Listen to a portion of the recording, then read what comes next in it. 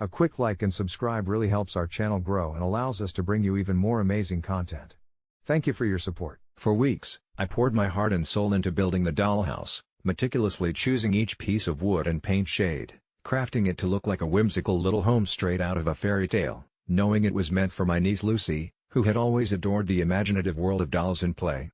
When the dollhouse was finally complete, the hours spent sanding and painting were rewarded by a sense of pride and excitement, until my wife, Emma, walked in and let out a gasp that sent my heart racing. Her eyes lit up with an intensity that made my stomach drop. It dawned on me that she hadn't been speaking about the dollhouse's aesthetic, she had seen something sinister lurking within its walls. That night, long after I turned the lights off, I lay awake, haunted by the strange emotions the dollhouse had invoked, particularly Emma's fixation on it.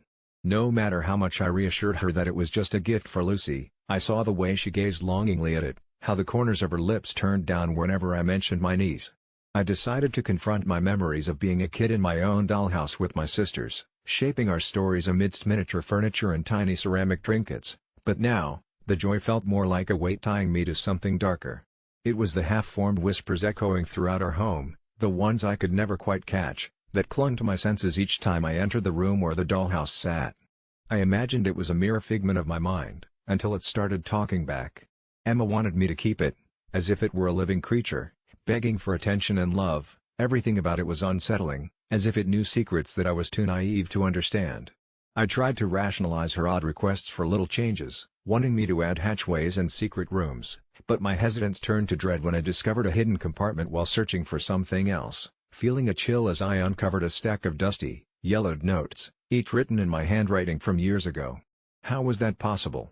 I had never penned those words, yet they described my life in vivid detail, detailing moments I couldn't recall, feeding stories that were riddled with dark omens, twisted versions of myself fading away piece by piece, reflecting shadows of the girl who used to play with those dolls in our backyard. The next day, I decided to visit my childhood home, searching for some clarity, but all I unearthed was a photo of me at 8 years old, clutching a dollhouse that looked eerily like the one I'd just built.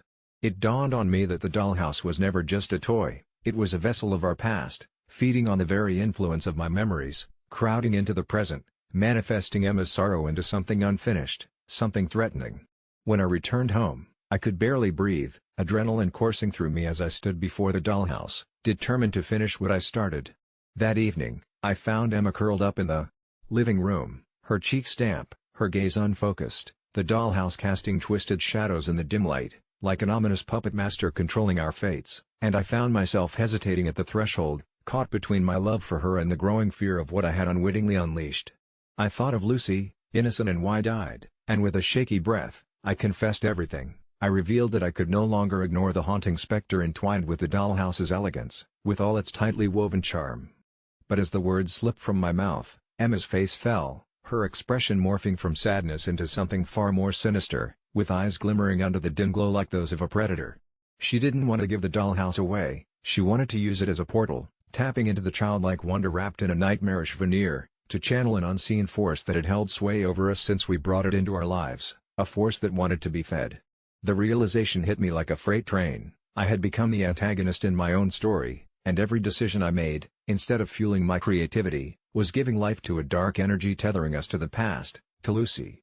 I needed to put an end to it, but how could I destroy something that had become part of the very fabric of our home? That night, drowning in dread, I thought of Lucy crying, clutching her own dreams in a world without shadows. I took a breath, consolidated my courage, and resolved to destroy the dollhouse once and for all. I had to be the one to reclaim my life, our life, but as I approached it, my hands trembling with an inexplicable reluctance, I swear I heard a voice whispering from the depths of the tiny doorways, begging me to put down the hammer, that it would be different this time if I just listened and let it show me the way. How could I fight the weight of wanting to belong? And in that moment, torn between my love for my niece and my wife, shadows cloaked in memories began swarming around the dollhouse, wrapping around me like a shroud, and I understood in my bones that the problem wasn't whether I was the asshole for keeping it from Lucy, it was that they had both deeply intertwined in a way I could never untangle without losing everything. Birthdays are supposed to be joyful celebrations, but as I turn 28 today, the only thing I feel is a gnawing sense of finality. I'm sitting here in my dimly lit apartment, Surrounded by half-packed boxes and the sparse whispers of my own doubts echoing off the walls, a sinister symphony that harmonizes with the rain tapping softly against the window panes. My social media feeds are flooded with happy birthday messages from friends and family, their words empty echoes that resonate hollow in the chambers of my mind. They don't know what I know, none of them do. I guess that's why I'm writing this now, a confession of sorts to whomever might stumble upon it after tomorrow. Maybe my story will serve as a warning or, perhaps, a shred of proof that some of the terrors that swim just beneath the surface of our everyday life are all too real. It was 6 months ago when things began to unravel. I got an email from a sender I didn't recognize, a simple subject line reading "Your future." Thinking it was spam, I almost deleted it, but an inexplicable compulsion made me open it. The email contained a single sentence: "In 6 months, on your 28th birthday, the world will reset, and only you will remember." I laughed it off at first, a joke surely, probably some sort of marketing stunt. But something in the pit of my stomach churned uneasily as if warning me subconsciously. As days turned into weeks, a series of inexplicable occurrences began to haunt my life. It started with the little things: keys disappearing, lights flickering, shadows moving just out of the corner of my eye. I quit drinking caffeine and tried to shake off the paranoia, attributing it to lack of sleep and stress from work. But then the dreams started. Every night, I found myself in a vast, empty world, eerily silent except for a low hum emanating from nowhere. I was always alone, surrounded by a dense fog that played tricks on my mind, teasing glimpses of figures that vanished whenever I tried to focus. Upon waking, the details would slip away, leaving only an unsettling residue of fear. Around month 3, reality itself began to fray. Time seemed to distort, minutes stretched into hours, or sometimes fell away like dead leaves from a tree. People I knew appeared slightly different, a mole that wasn't there before, an unfamiliar expression in their eyes. I even caught glimpses of strangers on the street whispering my name. Convinced I was losing my mind, I sought help from a therapist who prescribed medication that did nothing to dull the surreal dissonance of my existence. Desperation drove me back to the email. I spent nights researching, looking for clues, patterns, anything that made sense of this looming deadline. I found forums, corners of the internet filled with people like me, receiving cryptic messages, sharing a vision of an impending reset. Most posts were filled with hysteria, but some claimed they could stop it, talking of rituals or extreme acts of sacrifice. Their ambiguity and lack of coherence left me skeptical, but the sense of camaraderie was a lifeline. 5 more months passed in a haze, reality tying knots around my brain. I retreated from friends and family, their faces now unfamiliar masks I couldn't trust. My nights were spent poring through conspiracy theories, ancient texts, and urban legends, desperately seeking an answer or way out. It's now the eve of my birthday, and I'm no closer to understanding what's happening or what's about to unfold. There's just one thing I cling to, a recurring fragment from my dreams, a voice that finally broke through the hum, a child's voice.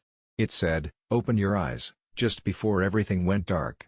I woke this morning resolute, the clarity paradoxically arising from a decision to embrace the inevitable. I'm prepared to end it tomorrow, before it can end me, but there's a part of me whispering that perhaps this darkness isn't something to fear. The strange serenity I find myself in tells me that maybe, just maybe, the reset isn't a cataclysmic end but rather a chance for rebirth, a cleansing of the chaos plaguing my reality. And yet, as I pen this last rambling confession, doubt seeps back in, mingling with the rainfall outside, whispering, "Save yourself." Tomorrow I will walk to the edge of reason, clutching the ties to my intangible whispers. If this is my end, reader, remember my story not as a descent into madness but as a testimony to the terror lurking beneath our fabricated normalcy. If you wake tomorrow remembering something you cannot place, a face, a world, a life, perhaps you've survived another reset. And perhaps, so have I. It all started on a Friday night when my best friend Ethan and I decided to go camping in an area that we'd heard whispered about in online forums, an expanse of wilderness known for strange sightings and an unsettling energy, but the thrill of the unknown was too luring to resist. Armed with flashlights, a couple of hot dogs, and a cheap tent, we set off into the thickening woods, joking and laughing as we made our way deeper into the trees, shaking off the gnawing feeling that we were being watched. A few hours in, as we sat by our small campfire toasting marshmallows, we decided to swap ghost stories, and I felt a chill creep over me as Ethan recounted a tale about locals spotting a creature with elongated limbs and glowing eyes. I laughed it off, but the thought clung to my mind like a burr. Around midnight, while we were still wide awake, we heard rustling in the underbrush, our laughter died, And the thrill of our first night in the wild turned to dread as a low, guttural growl resonated from the darkness, sending shocks down my spine. I insisted it was just a deer, but Ethan wasn't convinced and urged me to hush. The growl came again, closer this time, and the air seemed to thicken around us as we exchanged terrified glances, our bravado evaporating like the smoke from our fire. The forest transformed into an intricate maze of shadows, and every snap of a twig felt magnified, echoing our collective heartbeat as we sat huddled by the flames, wondering if we had disturbed something best left alone. Just as we decided to retreat into the tent, something lunged out from the darkness beyond the firelight, a massive shadow darting on all fours. It moved with a fluidity that wasn't natural, and the moon overhead caught a glimpse of something jagged and humanoid, though its form was utterly wrong.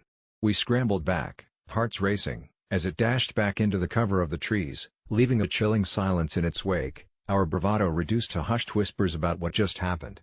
Ethan wanted to pack up and go home, but part of me was still consumed with curiosity. What if this figure was just an animal, an oversized raccoon perhaps? My bravery faltered, but I calmed Ethan down, assuring him it couldn't be anything too dangerous. As the night wore on, our restlessness turned to reckless thinking. Foolishly, we decided to investigate, fueled by adrenaline and curiosity. Armed with our phones' flashlights, we ventured into the darkness beyond the firelight, leaving the warm crackle of the flames behind for the biting chill of the night. We called out, taunting whatever lurked in the periphery, daring it to show itself. Our voices reverberated through the trees until an unearthly howl shattered the stillness, a wail that felt primal, almost angry, and froze us in our tracks. The ground shook as we heard branches snap, and a swift movement flitted through the thicket, leading me to believe it wasn't all in our heads after all. Panic surged, but we pressed on, certain this was the moment we'd finally catch a glimpse of the cryptid lurking in the shadows, driving us deeper into the thick brush, where the trees seemed to whisper our names. We climbed a small rise, the forest enveloping us, and then we saw it, a glimmering pair of eyes staring at us from a distance, bright against the velvet blackness. Time slowed as we stood frozen. There was no denying what was before us, a creature smeared with darkness, almost humanoid but grotesquely contorted, its arms too long, its legs bent in unnatural angles. It tilted its head, detecting our presence, and in that moment, I felt my breath seize as fear overtook me. Together, we backed away slowly, not daring to turn our backs until a soft, almost melodic whisper emanated from the creature, luring us in. I clutched Ethan's arm, desperately trying to pull him away as fear sank its teeth deeper into my heart. We made a break for it. Every snap of a twig beneath our feet felt like thunder as we raced back to the tent, a sinister sense of urgency pushing us forward while the thought of what we had seen clawed at the back of my mind. I can still remember the way the moonlight spilled through the trees, revealing flashes of it following closely behind but never close enough to catch us. Once we dove into the tent, we frantically zipped it shut, our hearts pounding in unison as we listened to the chaos erupting outside. It circled our camp, growling and scratching at the fabric of our tent, sending my mind spiraling into raw panic. Ethan whispered that we needed to stay still and quiet, but all I could think about was the monster that had shown itself and what it might do if it broke in.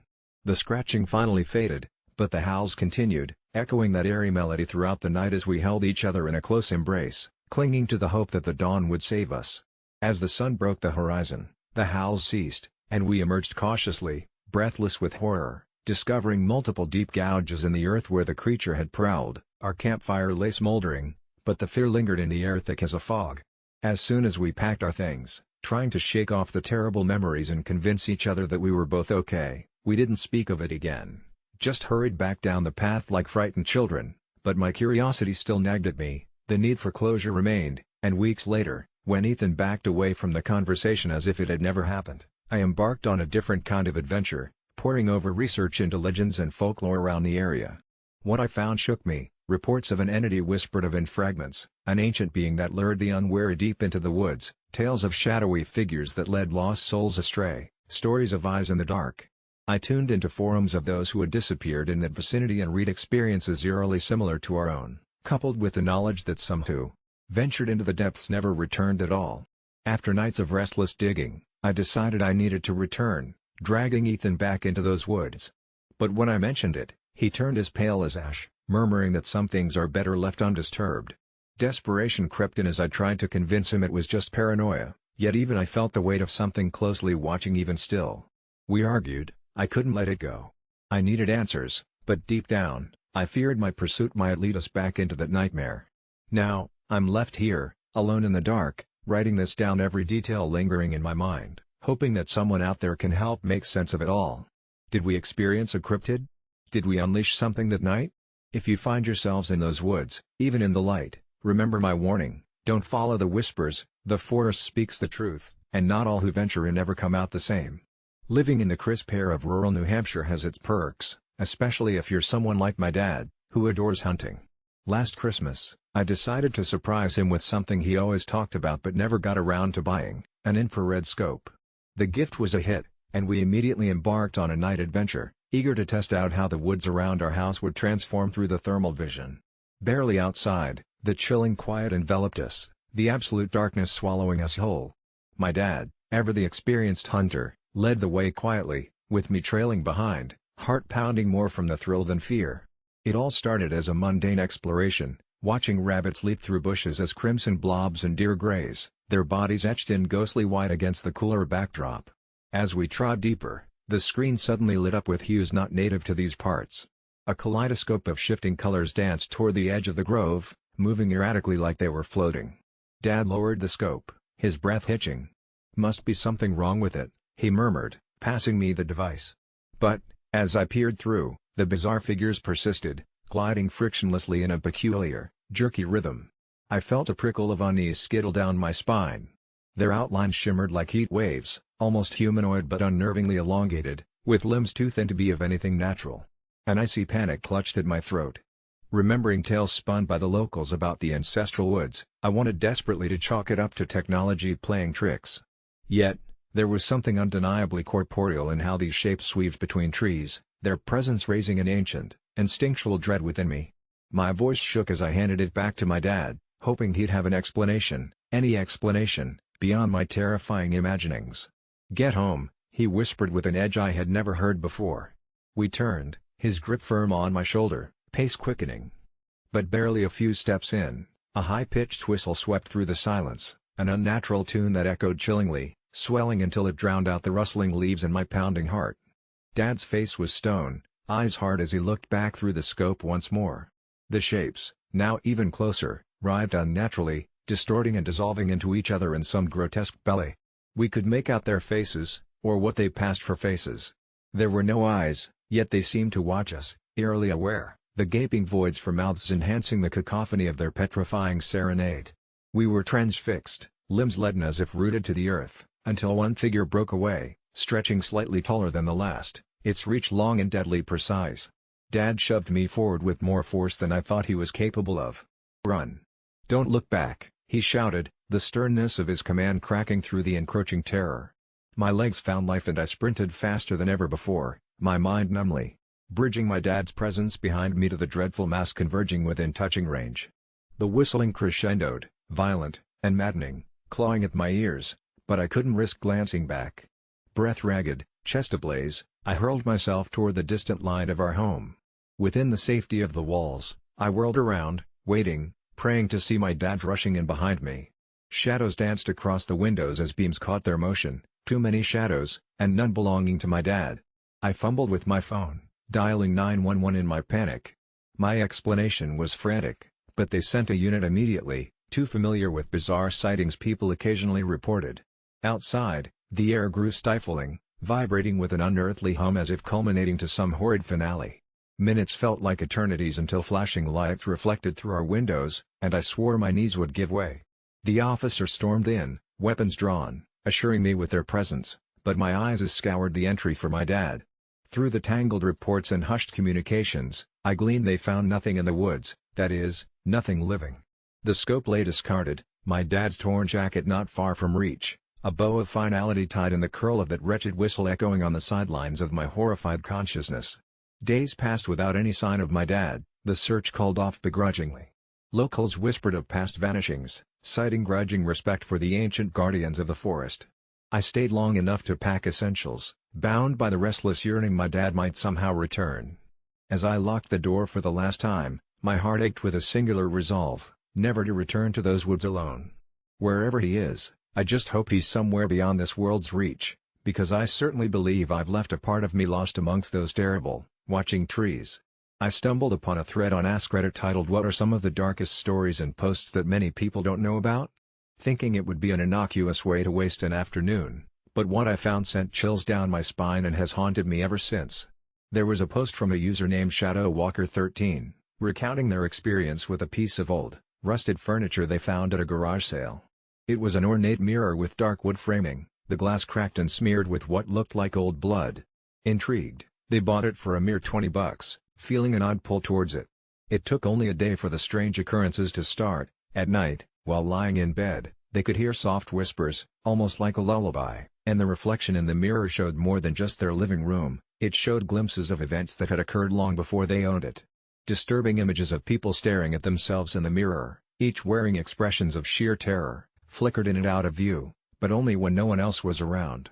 Eventually, desperate for answers, ShadowWalker13 posted about it in various paranormal forums, only to find other users chiming in with similar stories of mirrors that seemed to trap souls and show unrealized horrors.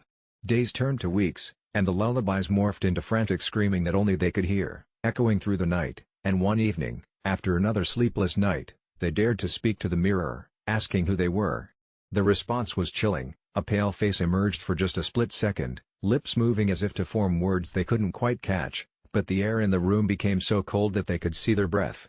In a panic, they smashed the mirror, a shattering that felt like breaking a curse, only for the glass to reform moments later, a perfect round circle mocking their attempt at escape. With no choice left, they decided to inspect the mirror more closely, scouring the entire frame until, between a knot in the wood, they found a small latch. Hesitating only a moment, they opened it to find a hidden compartment, complete with faded photographs of long-gone families, hushed in haunting sepia tones, faces that seemed to follow their every move. As they flipped through the pictures, the whispers grew louder and more desperate until weeping filled the air. ShadowWalker13 learned too late that the previous owner had gone missing under mysterious circumstances, and with each night spent in its presence, the mirror claimed a bit more of their spirit, feeding on their fear. The final entry was darker than the rest, laced with paranoia.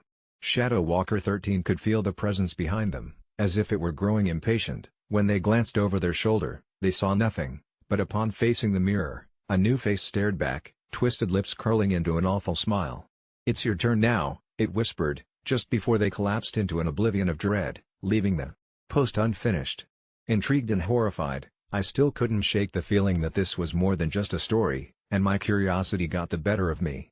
I searched for the username and found an additional forum post that seemed to be local news clippings, one about disappearances connected to old antiques, and another about unexplainable phenomena in homes with antique mirrors. It felt real, too real, but I brushed it off until I discovered it had escalated. The posts had gained traction, and more users began sharing their encounters as well. Each story revealed a piece of a larger tapestry, forlorn souls ensnared by relics, haunted by memories left to rot. I fell deeper into this rabbit hole, as every click brought me closer to a darkness I never knew existed. Then I stumbled upon a clandestine group on Reddit, dedicated to these cursed items, sharing pictures, experiences, and warnings. But with each post, I felt something invading my normalcy, a creeping shadow lingering at the edges of my vision. I even caught myself checking mirrors more frequently, frightened that the cursed reflection would reach out to me. A week passed in this haze until one night, unable to shake the feeling of being watched, I stood before my own bathroom mirror. It felt heavier somehow, as if the air was thicker, denser, with a weight I wasn't used to. I rubbed my eyes, reminding myself it was just fatigue. And then came the chilling whisper that mirrored ShadowWalker13's story, nudging my mind ever so slightly. "It's your turn now," it fluttered around the corners of my consciousness, and panic seized my heart. I felt compelled to speak, to question the sanity, this uncanny intruder that played games behind the glass. "Who are you?" I asked, my voice trembling. Nothing but silence answered me. My reflection looked back, the same, mundane, tired me, but the moment I turned to leave, the whisper returned, loud and clear, "You need to listen." It boomed, and I was frozen, drawn back like a moth to a flame, staring into the abyss of those glassy depths where I saw it, a fleeting glimpse of that same twisted smile framed by shadows. Suddenly, my phone buzzed, a message from an unknown user that simply read, "Stop looking. You don't want to know." I stumbled back, gasping, knowing I had already crossed the threshold of this dark curiosity. I took one last glance at that cursed mirror, and in that moment, I saw the truth. It was not a reflection of me but something that wished to replace me, just waiting for a moment of weakness to slip into my skin. I ran into the night, the whispering following me, merging into the space around me until I couldn't tell apart the voices of the living from those long lost. I returned to my home a few hours later, trembling, trying to gather scraps of normalcy, but something lingered, a shadow that haunted my periphery, always watching. I tried to shut down my computer, but the screen flickered in defiance, and a new post appeared. The mirror is hungry. Don't let it in. That's when I realized I'd always been one of the many drawn to that sinister thread, a part of an unending cycle of curiosity and demise. Now, I can no longer resist the pull of that forum, no matter how many times I remind myself to stay away. As of today, I've stopped checking other posts, stopped looking for Shadow Walker 13, and I've turned away from the mirrors in my home. But I know the whispers will find me, and when they do, I'll be compelled to respond, just like every other soul pulled into the darkness. The reflection waits for every moment of weakness, and I can feel the chilling embrace drawing ever closer. So, if you happen to find yourself on that thread, please, heed my warning. It's not just a story, it's a gateway, and once you open it, you might find you're not alone. I had always considered myself a person with common sense, but solitude in the wilderness under the guise of a refreshing retreat shredded that notion. The national park was supposed to be peaceful, an antidote to months of windowless cubicle life, where the closest I got to nature were potted plants begging for relief. I set out one early morning just as dawn fished through the pine trees, beads of dew-bowing branches, the air crisply punctuated by distant bird calls. I aimed for a trail less traveled, thinking it poetic and perfectly eccentric until that fateful moment when my left foot sank with a sickening snap and the sharp, cruel jaws of a bear trap clamped around my leg. Pain, like liquid fire, spiked upwards as I fell, breath punched from my lungs, mingled with an animal scream I barely recognized as mine. Panicking, scrambling for my phone, I cursed my decision to go off-grid. No reception bars mocked me. It took all my strength to suppress the creeping dread and examine the trap tearing into my calves, a rusted contraption from another century, buried under foliage like a malignant predator. Tugging did nothing but drive the teeth deeper, the forest whispering, almost taunting my predicament. Hours passed, sky bruising into fearful purples and black, and the forest awoke in its nocturnal symphony, each crackle of a snapping twig amplified until it seized my heart in a vice grip. Then came the light, erratic beams swaying between trees, shadows slithering in their wake, and with it, the hushed footfalls. Relief surged briefly through the agony. Someone was here. A figure emerged, cloaked in a darkness that danced with the bobbing flashlight. But hope sputtered and fled when I caught sight of what they held, a hunting rifle cradled casually like an extension of their arm. This wasn't a ranger. My voice, increasingly hoarse, cut through. Help. I'm stuck. Hoping to summon humanity from the dark silhouette. The man approached with a predator's patience, checking the sharp iron, and then gazing at me with unreadable eyes, marked by a solemn, almost reverent silence. You shouldn't have come here. The voice finally dripped like tar, words dense and deliberate. Fear and confusion churned, God's forgotten woods and a lone man bedecked with danger and secrets. It struck me like a horror onset, the inescapable kind. My plea somersaulted into the void as he took a seat on a rotten log, inspecting the trap hungrily, like an achievement well earned. It feeds on despair, he murmured, stroking the jagged metal like one would a cherished pet. Questions volleyed through my mind, irrationally unable to dislodge the absurdity of his words. You're going to die, the hunter's voice intoned with grim certainty, but you're mine to claim. Every bit of ancestral survival instinct bellowed to me as adrenaline wrestled with torment. Whatever deranged ritual this stranger had in mind, it was something I wouldn't, accept. Small talk and sanity clung by their fingernails to the bizarre calm I forced upon myself. I lied. I told him friends were on the way, hoping it would dissuade whatever plans boiled behind those inscrutable eyes. He simply laughed, low and guttural, dismissing the notion like a child's scattered dreams. His world devoid of mercy had no room for the nonsensical concept of rescue. Then, beneath my anguish-racked body, danced the creeping sensation of escape, a jagged rock half buried in the dirt. My time with that damn trap wasn't wasted. Flexing against the pain, I slowly worked to wedge it against the rusted iron. Minutes melted into centuries as the night deepened and the hunter's vigilance waned, indulging in the sick hospitality of a leisurely menace. Just as the subtle click of stone leverage whispered freedom, he rose, the silhouette's stance spelling finality. In one desperate, last-ditch gamble, I threw all my weight on the rock. A creak, the trap unfurling its metal mud just enough to wrest my bloodied limb free. Pain gouged its signature on every nerve as I bolted, adrenaline dulling the reality that every step was another drop closer to madness. Branches whipped at my face, the forest swallowing my ragged breath as panic-stripped plans flared and vanished in the dark. Behind me, his voice, the terror of his pursuit, thudded through twilight trees, closing in like ink spreading through clear waters. The world cinched with nightmare rhythm, my flight blind, driven by raw instinct unrefined by conscious thought until I skidded onto a larger trail. In the moon-drenched clearing laid Salvation, an abandoned ranger outpost, aged yet sturdy. Scrambling inside, I slammed the door, my heartbeat synchronized with the thunderous hammering against weakened wood. Shelved within were old flares and a radio begging for deliverance. Luck, that long-forgotten ally, gifted me faint static slowly transforming to coherent plea, my voice echoing into the ether, a lifeline cast through the void. Crack. The door shivered under assault, splintering in refusal to yield. I held the flare ready, my mind rupturing under the pressure of an eternal night distilled into mere moments. But then, the chest-thumping chorus of helicopters announced themselves, a revelation splintering terror's monologue. The hunter's silhouette hesitated, a flicker of something, a defeat, madness, the inconsolable loss of a twisted game, in his stance before shadows reclaimed him. Rescue descended in a cacophony of light and sound, the authorities unspooling questions I couldn't answer as they bundled me into safety's embrace. Now, grounded in a hospital where the mundane monotony of ceiling tiles provides a certain comfort, questions coil around me like shadows. Who was that man, and what ritual did those woods demand? The painkillers blur the line between memory and dream, yet I know one night, I may see his spectre looming at the end of my bed, eyes brimming with the promise of stories left untold, of an absurd, dark hunt forest could never quite devour. But even amidst this fear, a thought persists, a chilling, burgeoning premonition. Would the bear trap remain, teeth blistered and waiting, for someone else unsuspecting to step into its hellish story?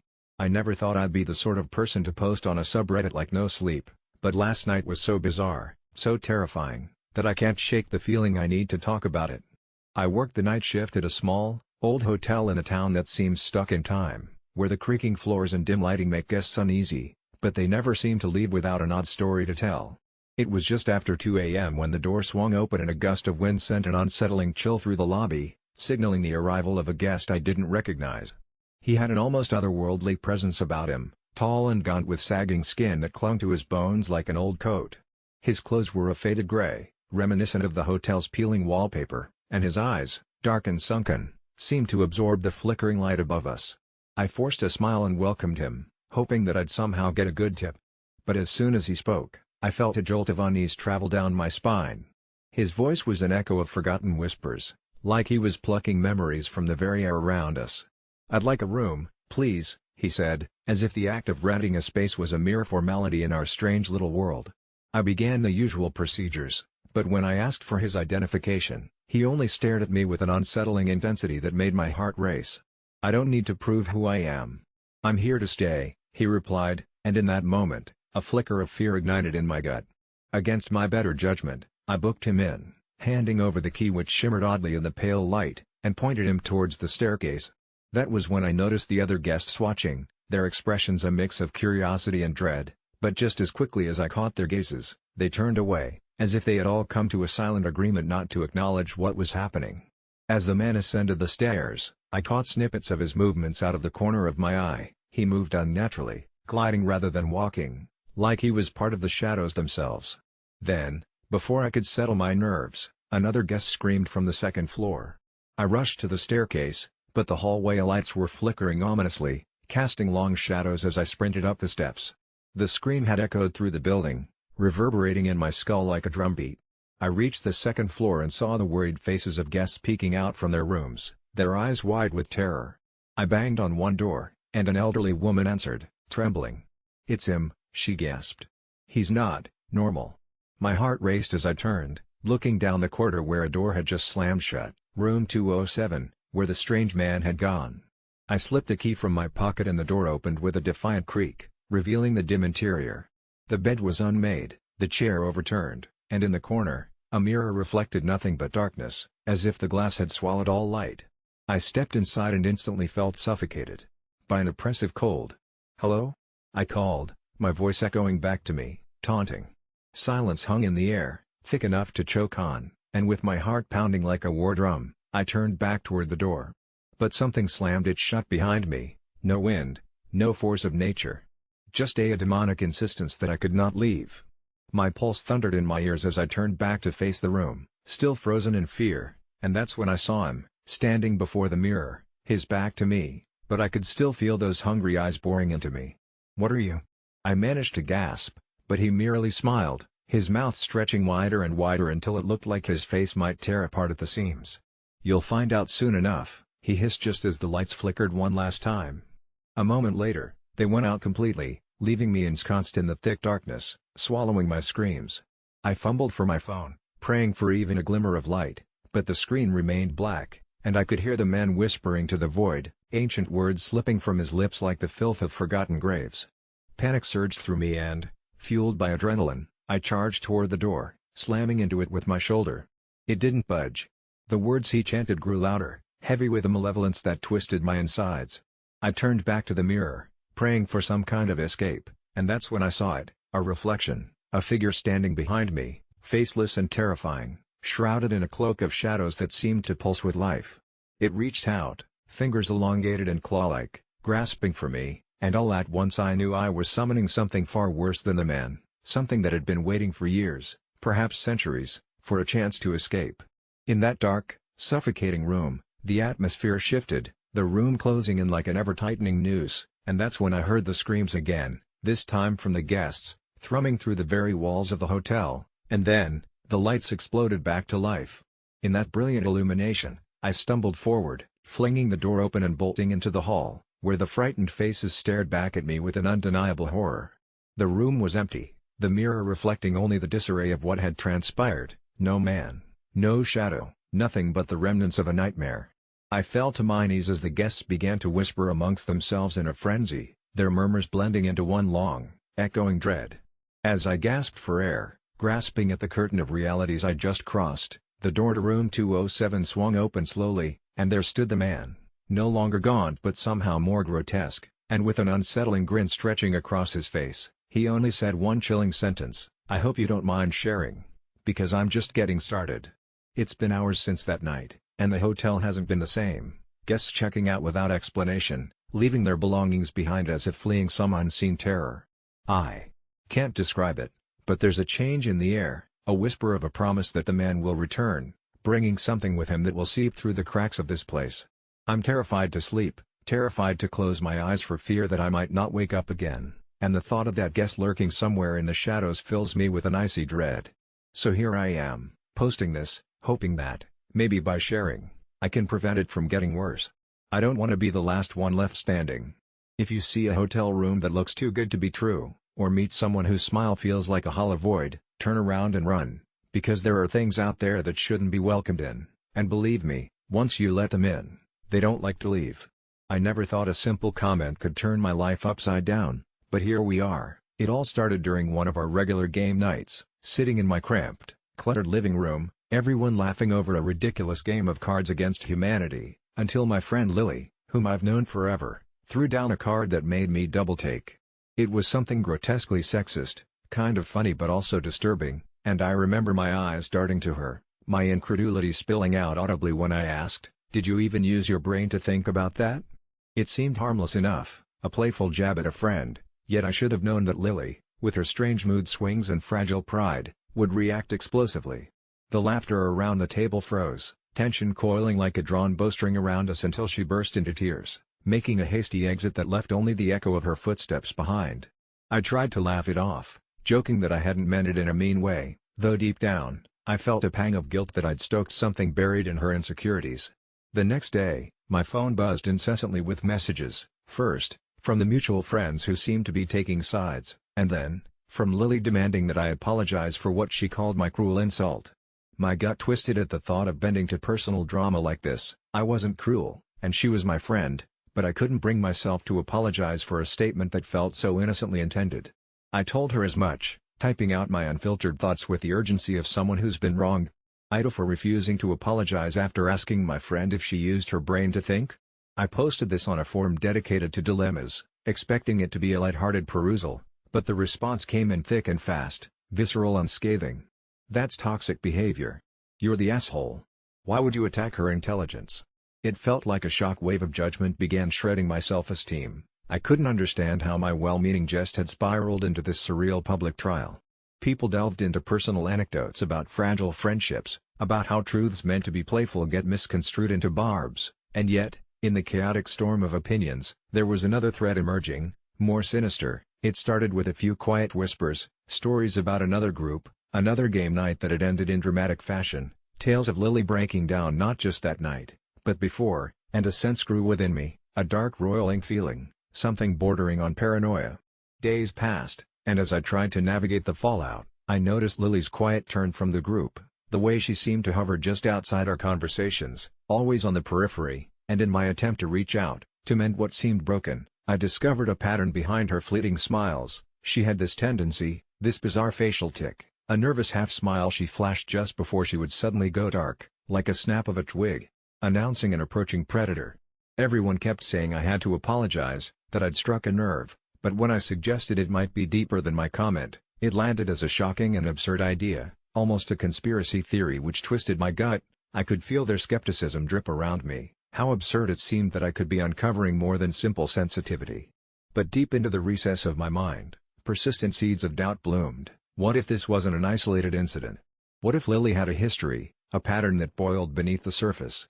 Nights spent scouring old posts bubbled lines of borderline disturbing experiences, how she would lure friends in before devolving into manic spirals tied to whatever slight she perceived, almost witnessed as if she were a shapeshifter. And the more I read, the more I began questioning every hour we had spent together. Each text from her tugged at a ghost of guilt I didn't intend to feel, and each time she expressed herself to me, I stared into those bright but haunted eyes, wondering if I had really been as nonchalant, as innocent as I'd convinced myself. The culmination felt like a slow unraveling. I reached a breaking point, so I confronted my own circle of friends, asking them if they've ever noticed these peculiar shifts in her. The more they talked, the more they remembered strange comments she had made about others, cryptic remarks flickering around mutual friends' mishaps. At that moment, a chill slithered down my spine. I realized I may have stumbled onto something darker that she had kept concealed, like secrets hoarded in the shadows.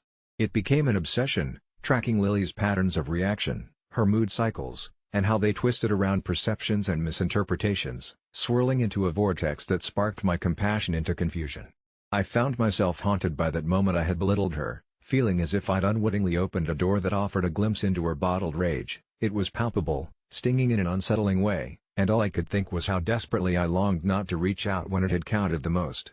Something shifted. I felt an echo of her madness gnawing at me, and it blossomed into an uncontrollable anxiety, a nightmare fueled not just by my supposed betrayal of her trust but a dawning realization that I might be the one being manipulated, tugged into a mess she crafted herself, and before long, I began recording everything, a somewhat ridiculous attempt to preserve the truth behind her spirals, following each interaction for trace evidence of her potential patterns, tragically reminiscent of something between a detective story and an obsessive paranoia. But good intentions masked as vigilance birthed tension. Lily unleashed another storm, blind rage enveloping her as she stormed into my home uninvited, declaring firmly that I'd been spreading rumors, that I was the real reason for her isolation. I stood in utter shock, rooted in disbelief. I felt like I was facing someone fueled by a darker entity, and with each instance of denial that flowed from my lips, the tension escalated to a suffocating density. And then it happened. She twisted away, her face morphing into something alien, eyes turning blacker, deeper, more frightening than I could comprehend, and my heart raced, suddenly aware that I was more than a spectator in this surreal drama, that I'd plunged into something far more sinister than I ever imagined. In those moments, the once inviting space twisted and coiled like a malignant creature, making every corner seem sinister, charged with an energy that screamed of betrayal and madness. I realized it was no longer just about me and the damned apology. It had morphed into a malignant shadow pursuing me beyond reason, and with echoing desperation, I found myself longing not to discover the depths of her darkness, but for my very own sanity to remain intact. As she laughed, a hollow sound reverberating through the room, I had to ask myself, in this strange, twisted reality, was I really the asshole?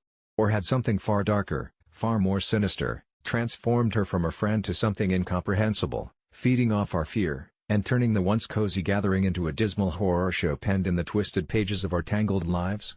I still do not know the answer, as the echoes of her laughter haunt every waking moment, shifting through my thoughts, leaving me with only one truth: Sometimes, refusing to apologize is simply the start of a much darker nightmare, and I'd unwittingly become a part of it.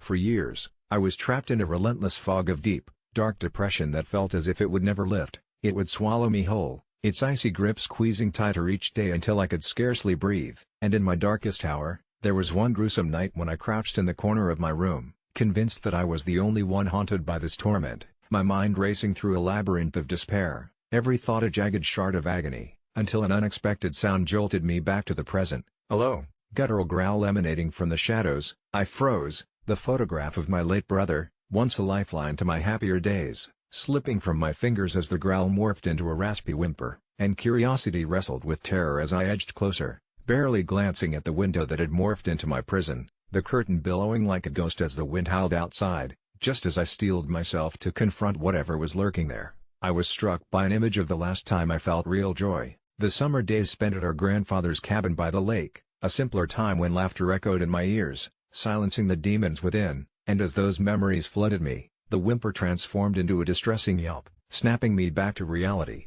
I followed the sound until I stumbled upon it, a small, trembling dog, abandoned and shivering in the moonlight, its eyes wide and rimmed with fear. And as our gazes locked, something sparked deep within me, a flicker of connection that had long been extinguished, prompting me to scoop the trembling creature into my arms, feeling its tiny heart race against my chest, almost as if it thrummed in time with my own despair. In that moment, I realized this creature was not just a lost animal but a reflection of everything I had been through, every fragment of my soul mirrored in its sorrowful eyes, and somehow, I understood that the two of us were inexplicably linked, united in our pain and our need for rescue. I named him Oliver after my brother, and from that first night onward, he became my lifeline, the creature who survived my darkest hours, dragging me back from the precipice when I felt most ready to fall. As I poured love into Oliver, suddenly the world didn't feel as heavy. And though each day was still a struggle, I found myself venturing out more, forgetting my ache as I watched him chase after fallen leaves and bark at the sky. He was curious,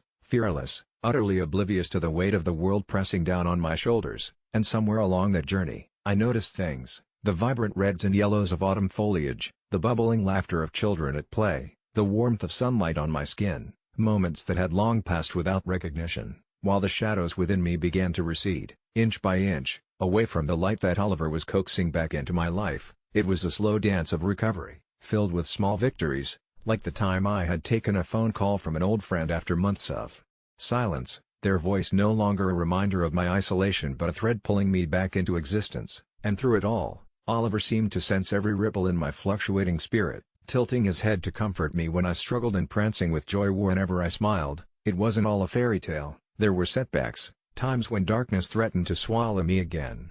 But each time I faltered, I felt the reassuring weight of Oliver's little body next to mine, his soft snores reminding me that I wasn't alone in this fight. And one particularly harsh winter's night, I broke down, the isolation crashing over me like freezing waves, and I clutched Oliver to my chest, sobbing as if my heart would break for the grief I hadn't fully confronted. In that moment of vulnerability, I felt a strange warmth coursing through me, the heat of his tiny paw on my arm, grounding me as I eventually whispered my pain into the silence of the room, and I realized that by opening up to the world around me, I had let the light in slowly, finding my own strength reflected in his unwavering loyalty. With each passing day, I embraced the quirks of existence again, the taste of food, the sound of laughter, and as spring arrived, restoring life and color, I turned toward the attic of memories where darker thoughts had long been stashed away, confronting scars I had concealed. And as I shared those struggles with family and friends, I felt a profound weight lift with every word spoken. Eventually, I stood on that once forbidding balcony, gazing out at the blooming flowers below,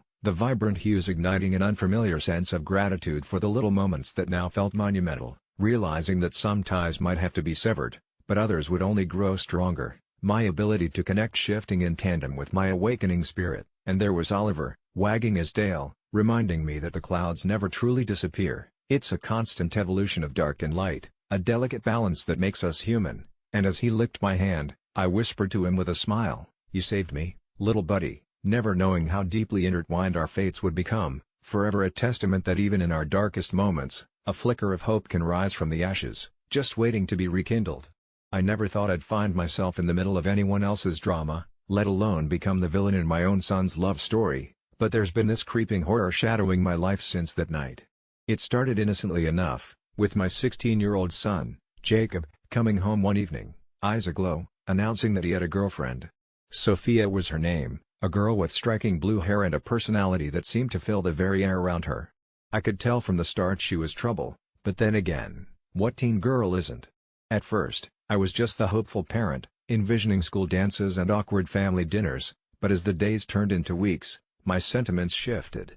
I noticed how her laughter would echo from his bedroom, the playful banter dripping with a familiarity that left me unsettled. My husband is never home due to his grueling work schedule, and I was left alone to navigate the minefield of teenage relationships.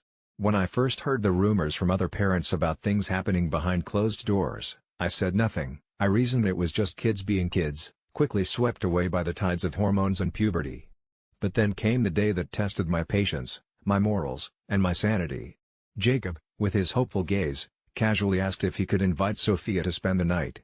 My gut churned at the thought, trying to suppress the adult instincts roaring within me. I wanted to scream some parental platitudes about responsibility and respect, but instead, I went quiet. The night of the visit arrived, and I prepared a playbook of rules, laying down the law with a shaky voice about how there would be no closed doors, no funny business, only PG-rated card games and midnight snacks. I watched as Sophia rolled her eyes, but Jacob nodded along, truly believing we could play house without crossing boundaries. As the hours passed, I could hear them laughing through the thin walls, the sound clashing with my anxiety until it festered into a fever pitch. I had one eye on my watch, and the other on my phone, biting my nails down to the quick, when I finally resolved to do something that would spell the disaster waiting to unfold. I marched upstairs, heart pounding, and threw open the door without a second thought. I can still picture the sight that greeted my eyes. Jacob and Sophia froze on the edge of his bed, layered together like two puzzle pieces that didn't quite fit. My gut twisted into a tight knot of dread and embarrassment, infuriated at my own impulsivity. I barked at them in a voice I hardly recognized as my own. "What do you think you're doing?" The startled expressions on their faces tipped the scales from shock to anger within moments. Jacob accused me of invading his space, of not trusting him, while Sophia's lip curled in disdain, making it clear I was the meddling villain in their love story. They squared off against me like I was the enemy, and in a fit of rage fueled by parental instincts and the panicked beat of my heart, I shouted more than I should have, an unintentionally hostile outburst that left them both speechless. "If you can't respect my rules, then you can't have her here at all."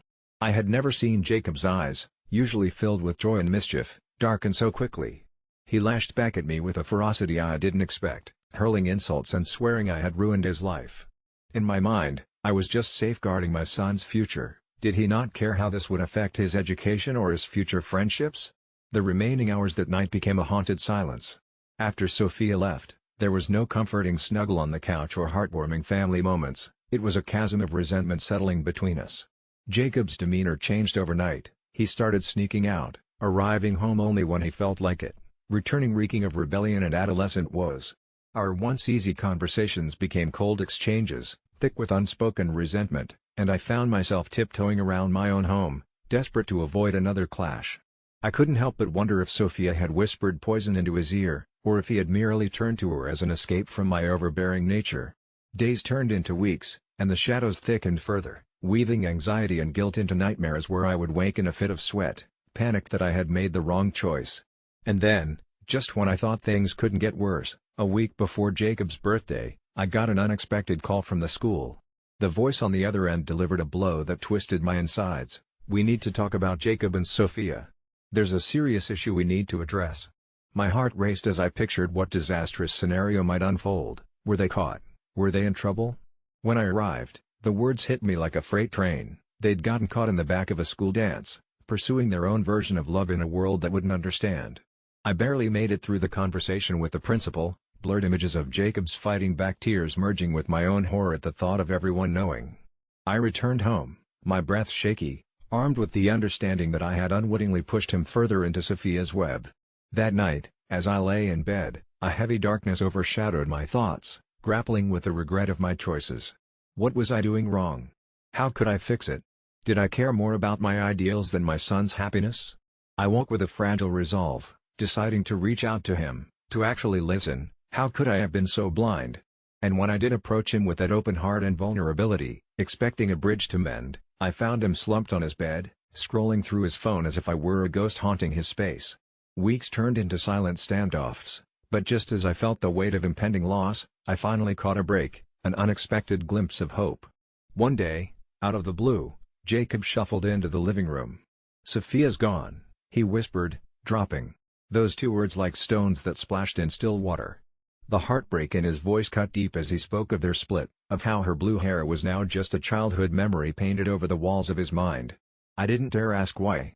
I didn't dare say anything at all. Instead, we sat in that strange silence, the kind that once filled the void between us but now gave birth to understanding. Maybe I wasn't the complete asshole in this banter of teenage love and rebellion, maybe I was just a parent trying to do the right thing, albeit the wrong way. And as he slowly opened up about his heartache, I realized the layers of my failure, and love, could perpetuate pain. I had a choice, to let this consume me, to drown in expectations of what I thought parenting should entail, or to bare my heart to the truth. I became acutely aware then, that in the fragile world between us, a bridge to hope was forming, the essence of forgiveness that traveled through those hushed moments, guided by the fragility of healing. As we began to talk, not as parent and child, but just two people navigating this chaotic world, I buried any remnants of anger, learned to respect his choices and autonomy, and prayed that this lesson might lead to more than just social media posts or late-night fears. In that moment, I realized that perhaps the greatest act of love is to let go and to learn from the usurping shadows of regret, reminding myself that this delicate dance of love, loss, and redemption was not merely a plot twist in our lives, it was what made us human. It was supposed to be a secret kink, something hidden in the shadows of my mind where no judgment could ever touch it. But tonight, sitting alone under the dim glow of the single lamp in my apartment, I feel compelled to let it spill out into the world, like some kind of confession I should have whispered to my pillow instead of typing into the void of the internet. You see, it started about 6 months ago, not long after I moved into this small, creaky studio in the older part of town where the neighbors keep to themselves and the landlord barely remembers I exist. Every night, just after the clock would quietly announce retribution for the day's unfinished business, I'd hear it, the low hum of a vibrating phone, but heavier, more resonant, as if it echoed through the walls themselves. At first, I dismissed it as part of the ongoing battle I have with sleep. Insomnia and I are well acquainted, it creeps into my bed at night, whispering doubts and fears until my attempts to rest border on delusional. But that sound, that became something more. I would lie there, frozen, while the muffled, rhythmic buzz seemed to trace patterns in the air around me, each pulse resonating deep within my chest.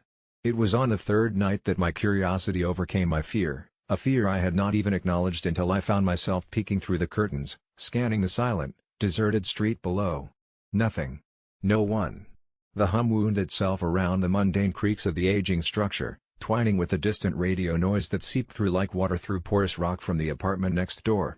It should have been unsettling, but instead, I felt something almost akin to comfort. This was the moment when a tingle of excitement and familiarity uncoiled within me, a strange pleasure that arose from a sound I could not source, an intangible call. There was something intimate about it, something that melded with the part of me that yearned for the mysterious and the forbidden, all in the safety of my snug, solitary life. Each night, I'd lay on the stiff mattress, letting the hum ripple through the uncertainty clouding my thoughts, until the tension in me unspooled, leaving behind a heavy, serene tranquility. It became a ritual I dared not disturb, fearing what breaking it would bring, the prospect of meeting something beyond my control or understanding. Yet as weeks morphed into months, this insistence on the unknown festered like an itch. I couldn't banish it, and the intrigue grew teeth. Odd fantasies erupted in my mind, adventurous scenarios of otherworldly visitors or hidden networks connecting our minds during that magical hour. But then, one evening, when the sky bled into an overcast twilight and I'd barely closed my eyes, something changed. The hum was different, it surged with irregularity, breaking its usual cadence with confused staccato bursts. Panic clawed its way up my spine as I sat up, clutching the sheets like a lifeline. The air thickened, charged, with an energy I couldn't explain but could somehow feel seeping into the marrow of my bones. A soft knock echoed from the front door, hesitant yet insistent. It halted the noise in my mind, replacing it with a deafening silence that bore down on me. Part of me whispered to leave it be, to stay wrapped in the known discomfort of unsure safety. But another part, one electrified with a perverse thrill, urged me to answer. The walk to the door felt elongated, moments stretched into tiny eternities filled with the sound of my pulse racing against the wall's vibrations. With a deep breath I swung the door open, expecting, what? A ghost, an alien perhaps? Instead, there stood an old man, weather-worn with eyes that seemed to hold galaxies of wisdom and despair. In one skeletal hand, he clutched an ancient cellular phone with rubber buttons worn down to nubs. He looked at me with an intensity that was both unnerving and strangely comforting. "I've been trying to reach someone," he said, his voice the very essence of forgotten echoes, "for a long time." We stood there, two souls on the brink of something neither of us could articulate, bound by this inexplicable thread. Without a word, he lifted the phone between us. Against every rational instinct, I let out a shaky breath, my hand drawn toward the device, as if it had been calling to me all along. And with that touch, a sensation like a jolt of electricity shot through my arm, a wave of understanding crashed over me. It wasn't just sound I was hearing, but the reflections of unspoken stories trapped in our shared atmosphere, the stories of those who lived, loved, and lost. Revelations flashed in my mind like claps of thunder, fragments of my own desires, regrets, and forgotten promises blended with his. A past filled with secrets and whispers I couldn't have understood until now enveloped me, filled the hollow parts within, a bond formed in the uncharted territory between us. The realization that someone, even a stranger linked by the spectral frequency, was able to comprehend that missing, aching piece of my spirit, turned the fear into something else. Something near ecstasy. It was at once terrifying and liberating to feel so seen. As tentative dawn light began filtering through the doorway, the old man nodded, and the vibrating ceased, leaving behind an overwhelming quietness that both soothed and unsettled my senses. I knew then that the unknown carried both a burden and embrace of discovery, and this sensation that might be jarring to others was a gift I could accept. I had faced the pulse of continuity and found within its depths a peculiar solace, a connection in the chaos, one sacred to those bold enough to confront the indefinable. I watched him turn and vanish into the shadows, leaving me alone again, yet not. A strange calm settled over me. I'm no longer sure if my confession was about him or the way that mystifying sound filled the emptiness inside me, but what I do know is, whatever strange thing it has awakened, it's not nearly as frightening as never having heard it at all. In early March, a thread spiked on Ask Reddit that forced me into a more claustrophobic reality than I'd ever known, sending tremors through the typically reliable routines of my military life. The post, innocently enough, asked military members how they would respond if their president ordered the invasion of Denmark. It accumulated hundreds of outlandish responses filled with bravado and loyalty, but what started as a jest quickly warped when whispers of actual military movements filled the base. The Pentagon, panicked over rising geopolitical tensions, began discussing forces being dispatched to Greenland for defensive purposes, whatever that meant, and by nightfall, the chatter morphed into feverish speculation about Denmark's sovereignty being modeled into a siege. Just days later, we received our orders, and the echoes of laughter faded to an oppressive silence looming over us, real enough to taste. The night before we deployed, I lay in the barracks, staring at the sterile ceiling, each flicker of the fluorescent lights casting shadows that looked like wraiths, lingering in the corners of my sanity. I thought of the Danish streets, their cobblestones, their vibrant culture. I felt the duty to protect but struggled to reconcile that with the gravity of offense. As dawn broke, we boarded the transport, an uneasy mix of adrenaline and dread cascading through us, and all the while, that Ask Reddit thread loomed prominently in my mind, twisted like some malignant vine around my thoughts.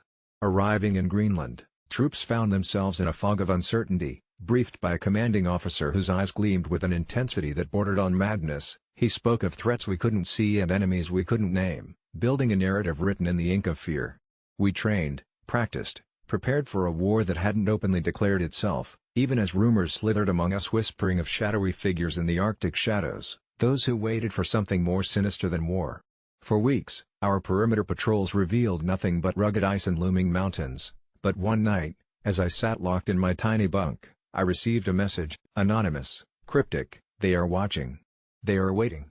My hands shook as I stared at the screen, my heart thudding in anxious rhythm, unsure whether it was a rural soldier's board prank or something far darker. One by one, service members began to go missing. First it was Smith, a jokester always ready to film TikToks, next was Jacobs, who'd be humming pop songs as he marched. Each loss twisted gut holes into the fabric of our squad, replaced by surefire paranoia, rabbits frozen in the face of an unseen wolf. We huddled together, eyes wide like frightened deer, spinning theories steeped in conspiracy. Some claimed it was rogue Danish rebels, others blamed the government for crafting an elaborate trap, not for the Norse or foes abroad but something far graver waiting in the drifts of snow. Night patrols became haunted affairs, shadows danced in the periphery, quick and treacherous, The howling wind seemed to echo laughter, and after one harrowing night filled with strange noises, a guttural growl and a scream that should not belong to a human, we found blood, an arc of crimson staining the pure white snow. An investigation turned sour when we couldn't find a source, but it turned sour as we began to suspect one another. Faces grew gaunt, the camaraderie seeped away with each rumor laced with fear. When my friend Carter vanished without a trace during a routine patrol, the illusion shattered, leaving us silently acknowledging the fangs of distrust that had scalped our bonds, leaving jagged and raw edges behind. I remember standing by the edge of the camp, staring into the merciless void of the night sky, my breath frostbitten against the chill, wondering if our resolve was all folly, if we were just pawns on an expanding chessboard, only to be swept under by the tide. The whispers became louder, taking voice in the corners of camp, stories of figures emerging from the snow, flitting through our dreams, beings mistaken for soldiers but twisted, misformed creatures that fed on our fears, searching the deepest abysses of our hearts. We received an order to mobilize deeper into the land, and a sense of dread pulled among us like quicksand. Did they know something we didn't? As our convoy rolled through the sparse landscape, I felt eyes upon me, the people of Greenland. Their indifference unnerved me. Were they complicit in our fate? Or simply husks left behind by the cruel, uncaring hand of those that once flourished? With each mile, paranoia festered until it erupted, suspecting my own brothers in arms, feeling sharp glances, hands on weapons tightening at every noise. I sought wisdom from the seasoned Sarge, but he only mumbled about it being our fault, hinting at the darkness we'd unleashed in being here. Finally, when we made camp for the night, it struck, a collective realization that the real invasion was not of Denmark, nor against foes, but an enemy lurking within, for we were losing our humanity to an unfathomable madness. That night, footsteps echoed through our canvas tents, and the frigid air buzzed more than usual. I lay paralyzed, listening to the cadence of something beneath the dark rustles, a shuffle of those who had already succumbed. I grabbed my sidearm and ventured out into the icy night, drawn by faint whispers layered like ghostly frost. Shadows drifted between tents, and I was encircled by faces ghostly pale, eyes hollow, the remnants of lost comrades drawn into the allure of the endless whispers. I felt heaviness press on me like pitch, and then I saw, among them, a visage of Carter, his eyes alight with something wicked. He was not himself anymore. Panic-fueled adrenaline surged through me as I turned to run, but icy hands pulled me back into their numbing grip, and their chorus rose, chanting a twisted lullaby demanding surrender. I fought, spat, and kicked, but all resistance only drew their energy, until I stumbled back, my resolve shattered, and then, as if some hidden signal unleashed within our ranks, a collective scream shattered the night, a united cry of betrayal. I rushed back into the camp, barely breathing, scrambling to rouse the others, but it felt like time itself diluted into a twisted knot of chaos as I endeavored to make them believe, to make them see what darkness had emerged, only to find an emptiness where soldiers once stood, tranquility mocking me, deserted tents scattered like old shells on a beach. The last thing I remember was the hollow laughs that clung to the wind, weaving between Icelandic hills, as I realized Denmark was never the target, not now, not ever, but we had been led astray, instruments of our own demise, as we became the unwitting architects of a war with an enemy far older than any nation, a specter uncoiling from the white expanse of the snowy abyss, and despite it all, I was still compelled to keep running, away from the frozen grasp of fate as it writhed like a serpent behind me.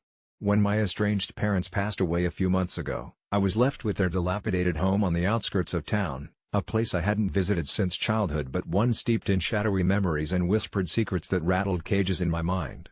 As the last one standing in this family of ghosts, I packed my things, gritting my teeth against the wave of nostalgia and dread, and drove out to take possession of what I now own, an inheritance that felt more like a curse. The house loomed as I approached, framed against a setting sun that painted the cracked windows in an eerie orange hue, and as I stepped through the creaking front door, I was overwhelmed by the musty smell, a blend of mold and something far worse, as if the walls themselves were holding their breath in anticipation.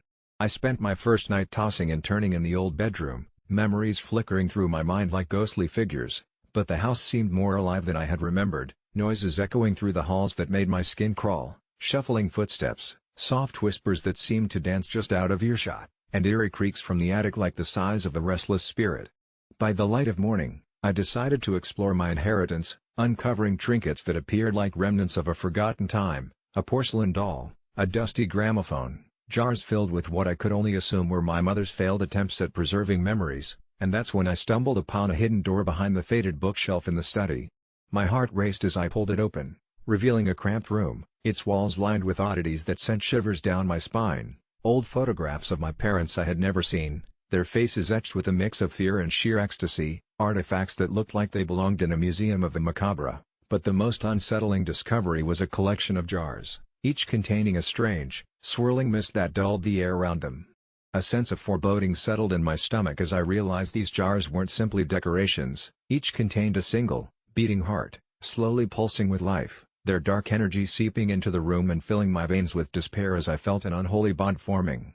The whispers got louder, now unmistakably speaking my name, promising power, warmth, and fulfillment. The throbbing of the heart synchronized with my own pulse in a way that filled me with an awful longing, forcing me to reach out and touch the glass, but as my fingers grazed the surface, everything went black, and visions flooded my mind, historical moments twisted grotesquely, dark rituals, and shadows pulling my parents deeper into this madness until I screamed, waking up bathed in cold sweat with the jars now empty around me like coconuts with cracks that swallowed the screams. I bolted upright, racing to the hidden door, desperate to escape, when I noticed the walls were peeling not with paint but with something dark and glistening, which I could only describe as blood, trailing like streams from the jars, forming a circle around me. Gagging, I scrambled to pull the door shut, choking on the whispers that filled my ears, begging me to collect more, take more, keep feeding them. I didn't understand what I had unleashed, how my parents had fallen into this trap, but their faces in the photographs haunted me more than any specter ever could. I stumbled back to my old bedroom, vowing to leave the house behind until I heard it, a soft thudding from under the bed, pulsating as if something alive was trapped there. In a moment of utter insanity, I crouched down, peering into the darkness beneath, and when I saw it, the blood in my veins turned to ice. There was a heart, slightly larger than the others, throbbing with an unholy rhythm, encased in what looked like flesh, its surface slick and warm, and as horror washed over me, I realized that this heart didn't belong to anyone in my family, it belonged to me. A piece of my soul willingly torn away and trapped here, offered to whatever malevolent force my parents had worshipped. Dread filled my veins, and I could almost hear it calling out, promising me power in exchange for my final bond with this house.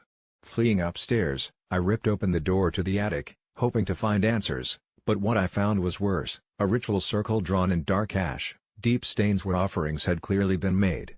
Several more empty jars lay strewn about, and as I turned to leave, I heard the attic door slam shut behind me, leaving me in darkness, the whispers coiling around me like a snake. I was trapped, just like them, and the walls began to throb, the whispers rising to a crescendo, urging me to join a collection that would continue for generations. Panic rose as I felt something shift in the darkness, a looming sense of shadow approaching. I was their latest offering, destined to join my parents in whatever darkness had taken root within this house and fed off the hearts of the unwary, and just when I was ready to scream, to fight back against this fate, the shadow lunged, and I finally understood, the collection wasn't just my parents' legacy. It was mine now, and I had no idea how many more hearts it would take before I could escape. When the opportunity arose, I never imagined that joining the experimental project at the obscure Quantum Research Division would catapult me into an era where humanity didn't exist. It started with a cryptic Craigslist ad, promising adventure beyond the imagination. Anything to escape my soul-deadening office job seemed worth the gamble. Little did I know that within weeks, I'd be the first test subject hurled back 66 million years to the Cretaceous period, standing bewildered and breathless in a world untainted by human hands. The first thing that struck me was the raw, untamed beauty of it all, the air so pure it almost hurt to breathe, the sky painted in shades I'd never seen in any dawn. But beauty quickly morphed into terror, as the guttural roar of a far-off carnivore reminded me how precarious my intrusion here was. Initially, the excitement overshadowed the danger until I felt the ground shake with each step of a Tyrannosaurus Rex. My heart threatened to escape my chest as I hid behind massive ferns, watching the beast tear through the underbrush in pursuit of unsuspecting prey. Days blurred into nights, a constant battle for survival, using the scant knowledge I had about the prehistoric world, eating berries that didn't poison me and sheltering beneath thick fronds or inside hollow logs like some primitive creature of yore. Communication with the lab was meant to be seamless, the sleek wristband they gave me supposed to keep data flowing back and forth. Yet, as the days turned jaggedly into a surreal nightmare, the creeping dread of absolute isolation set in. The device, which I initially dismissed as a glorified GPS, lay mute, leaving me alone in this ancient land far from home. Desperation leads one to peculiar acts. With tiny rations depleting rapidly, I stumbled upon a nest of eggs, They seemed a delicious godsend, but the sight of their mother, a territorial triceratops, made me reconsider my theft. Man versus beast in its rawest form, my superior intellectual faculties felt dwarfed by their sheer power and instinct. Every rustle in the foliage, every whisper of the wind, was pregnant with lurking threats. Strange things happened as the days stretched on. Odd weather patterns, eerie sounds at night, grating growls both foreign and terrifying, suspense hung heavy in the damp, heavy air. Dreams warped into nightmares where familiar faces gazed unblinkingly with prehistoric eyes. I began doubting whether time itself ran differently here. Perhaps eternity was descending, unspooling not in moments but in eons. One evening, amidst this primordial chaos, as a blood-red sunset bathed the landscape in an otherworldly glow, those dreams sharpened into something more terrifying. I found myself watching a spectral figure moving with surreal purpose through the open terrain. It didn't belong in this Cretaceous tableau, dressed in modern attire, a shimmering distortion as if a mirage. The figure, almost recognizably human, seemed to beckon, its eyes, twin voids of emptiness. I could no longer distinguish delusion from reality, loneliness gnawed at my sanity. Then, as abruptly as it began, the experiment ended, a flash of searing white light, a feeling of weightlessness followed by the jolt of my body crashing back into existence like a shipwreck survivor breaching the surface after endless moments beneath the waves. I awoke on a stretcher, surrounded by white coats and sterile comforts, their voices a cacophony of relief and concern. Despite assurances that I was back, with my body intact, if significantly weathered by ordeal, my mind remained adrift somewhere vast and ancient. I didn't return alone. Not physically, there was no parasitic alien hitchhiker, no biosafety hazard. It was a shadow only I could perceive, lurking just out of sight, casting doubts, whispering in voices both sinister and familiar. The world had shifted during my absence, or maybe I had. My suburbia felt subtly wrong, a cosmic joke at my understanding of reality. The night was no longer a companion but a canvas of dread, sounds of distant, unknown creatures carried by the wind, and reflections in mirrors and still water gesturing towards something I couldn't bear to acknowledge. An internal tremor has taken root, a perpetual dissonance between here and there, now and then. To the world, I'm a survivor of a failed temporal voyage. To myself, I am forever a chimera, one foot snagged in history's deepest well. I realize now that time was more than the simple linear path we perceive. It was fluid, boundless, and I, in less optimistic moments, sometimes fear I never truly escaped. Each cycle of the moon feels less like the passage of days and more like the insidious countdown to another unintended departure, and with each glance at my reflection, I half expect to see those void-like eyes staring back, a visitor who will never leave. It all started when my brother Kevin invited his girlfriend, Sarah, to stay with us for the weekend. I already had reservations about her. She always seemed too perfect, like she was hiding something beneath her meticulously managed facade. But Kevin was smitten, so I held my tongue. On the first night, Sarah offered to cook dinner. As she moved around the kitchen, everything seemed normal, but there was something off about her demeanor, a subtle tension in her voice. After dinner, she volunteered to clean up, insisting everyone else relax. An hour later, I wandered into the kitchen to grab a drink and found her speaking urgently into her phone, barely whispering. She stopped abruptly when she noticed me, flushing visibly before shifting into a clumsy small talk about dessert options. Nothing major, but my instincts were tingling. The following day, Kevin suggested a hike up the nearby trail. Sarah declined, citing a sudden headache, encouraging us to go ahead without her. Reluctant to leave a guest home alone, I decided to stay behind, claiming I needed to catch up on some work. I confess it was partly an excuse to observe her more closely, without intruding, just to satisfy my own cautious nature. An hour after the others left, I heard movement from the bathroom, then the distinct sound of the front door opening and closing quietly a few minutes later. Curiosity piqued, I peered out the window, seeing Sarah heading briskly toward the edge of our property, the direction leading to nothing but dense woods. It didn't sit right with me. I slipped on my shoes and grabbed my jacket, determined to find out what she was up to. Keeping a safe distance, I watched her disappear into the trees, my interest now morphed into concern. Was she meeting someone else? I trailed her cautiously, the crunch of leaves underfoot echoing ominously in the brisk air. In the depths of the woods, she finally stopped in a clearing where a small cabin stood isolated and worn down, something out of a horror movie set. She approached the cabin, knocked hesitantly on its weather-beaten door, and stepped inside without waiting for a response. I crept closer, heart pounding in my chest like a tribal drum as curiosity fought with a rising dread. Pressing my ear against the wooden wall, I could barely make out Sarah's voice through the dilapidated structure. It carried a kind of fervency I hadn't heard from her before. There was another voice too, deeper and definitely male, though I couldn't catch much of what was being said. Snippets of a heated conversation floated to me, words tinged with urgency and fear, phrases like "they can't find out," and "not stable" sent my imagination spiraling into dark possibilities. Who was she talking to? My mind raced over potential scenarios, each more twisted than the last. The dialogue suddenly became louder, crescendoing to a point where I picked up enough to understand that Sarah was involved in something dangerous. Something about a job gone wrong, someone being hidden. As she vehemently argued, I realized they were discussing Kevin. She was using him, deceiving him. My stomach turned with anger and disbelief. But before I could puzzle further, the conversation stopped abruptly. The cabin door swung open, and Sarah stormed out, her expression a volatile mix of fury and fear. I pressed back into the shadows, holding my breath as she paced blindly past me, her eyes unfocused and brimming with tears, murmuring something under her breath that sounded like a vow. Once she was gone, the cabin's occupant emerged, a rugged man with a sinister air around him, scanning the surroundings as though sensing a presence, or perhaps just wary of being followed. I remained hidden, anxiety bubbling within as he lit a cigarette and retreated back inside. As silence reclaimed the woods, I knew I had to return, but I couldn't shake the dark chill that now clung to me like a second skin. Back in the house, Sarah seemed composed, her headache miraculously vanished, engaging Kevin with tales of her day spent binge-watching a new series. I sat quietly, my mind in turmoil, wondering when and how I should break what I discovered. As night descended, I checked the front door twice, suspiciously vigilant, and barricaded myself in my room. Sleep eluded me, replaying her words, the cabin, the man, over and over until dawn. In the morning, I decided to confront her, cornering her while Kevin showered, but she preempted me with a shocking calmness.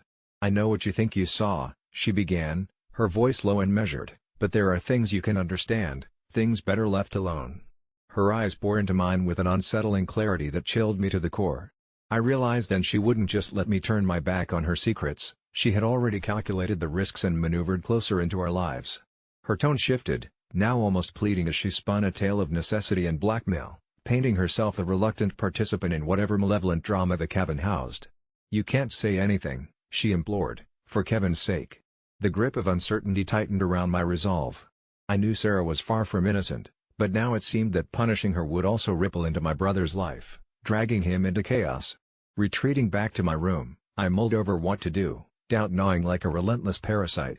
And that's how I find myself here, tossing my story into the void of the internet, seeking advice from nameless strangers, haunted by the question, am I the asshole for walking the tightrope of family loyalty and moral duty, knowing that whatever step I take will unravel a tapestry of lies, or let my brother sink further into deception?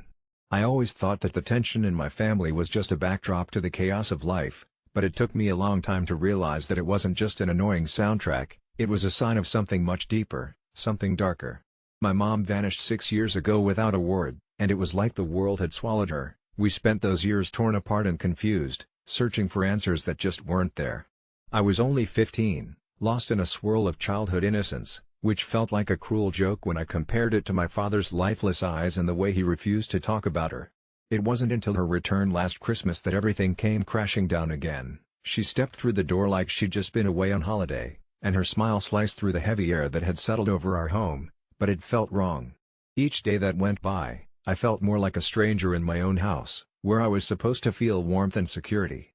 I mean, after all, she had just reappeared, and the questions were piling up like snowdrifts. How could she waltz back into our lives as if nothing had happened when the scars were still fresh? A part of me desperately wanted to forgive her, to be the dutiful daughter who welcomed her mother with open arms, yet another part of me wanted to scream until the veins in my neck burst, to bring all those hidden truths to the light. What had she actually been doing for all these years? Instead, I swallowed my words, buried my hurt under the false pretense of normalcy. But slowly, behind the forced smiles and small family dinners, a festering resentment started clawing its way to the surface until, one evening, I snapped. I didn't plan it. I was sitting at the dinner table, looking at her, that same warm smile glowing like nothing had ever happened, but I could see the flickering of guilt behind her eyes, and without thinking, I spat it out. "Mom, do you remember the time you disappeared for 6 years?" The silence that followed was suffocating, akin to a thick fog rolling in on a quiet night, The look on her face was like I had struck her with a blunt instrument, and my father's fork clattered to the plate like the final nail in the coffin. I saw the way her smile faded, replaced by the raw vulnerability of a woman who had clearly been living in fear, and she opened her mouth to speak, but it felt like something dark was rising from her throat, and she simply shut it again. That's when the arguing started, her voice rising and falling like waves crashing against the rocks until she shouted an accusation that took me by surprise and hit me right in the chest. "You have no idea what it was like for me." It was in that moment I realized she needed to justify her absence to me, to convince me that her journey had value, and I wanted to scream that I had suffered, too. The silence after the storm lingered as she dialed it back, taking a deep breath with that same look she must have worn 6 years ago when she'd chosen to swallow her demons over confronting them. I waded through the memories, tried to piece together the past. It was like looking at shattered glass, trying to remember that perfect portrait of my life before her disappearance. But as I clung to my resentment, the creeping fear began to twist around my stomach. What if she hadn't just disappeared? What if, while she was gone, she had crossed paths with something darker, something that now hung over our home like a storm cloud, and I could sense it lurking in the shadows? Was she even the same woman who had left me?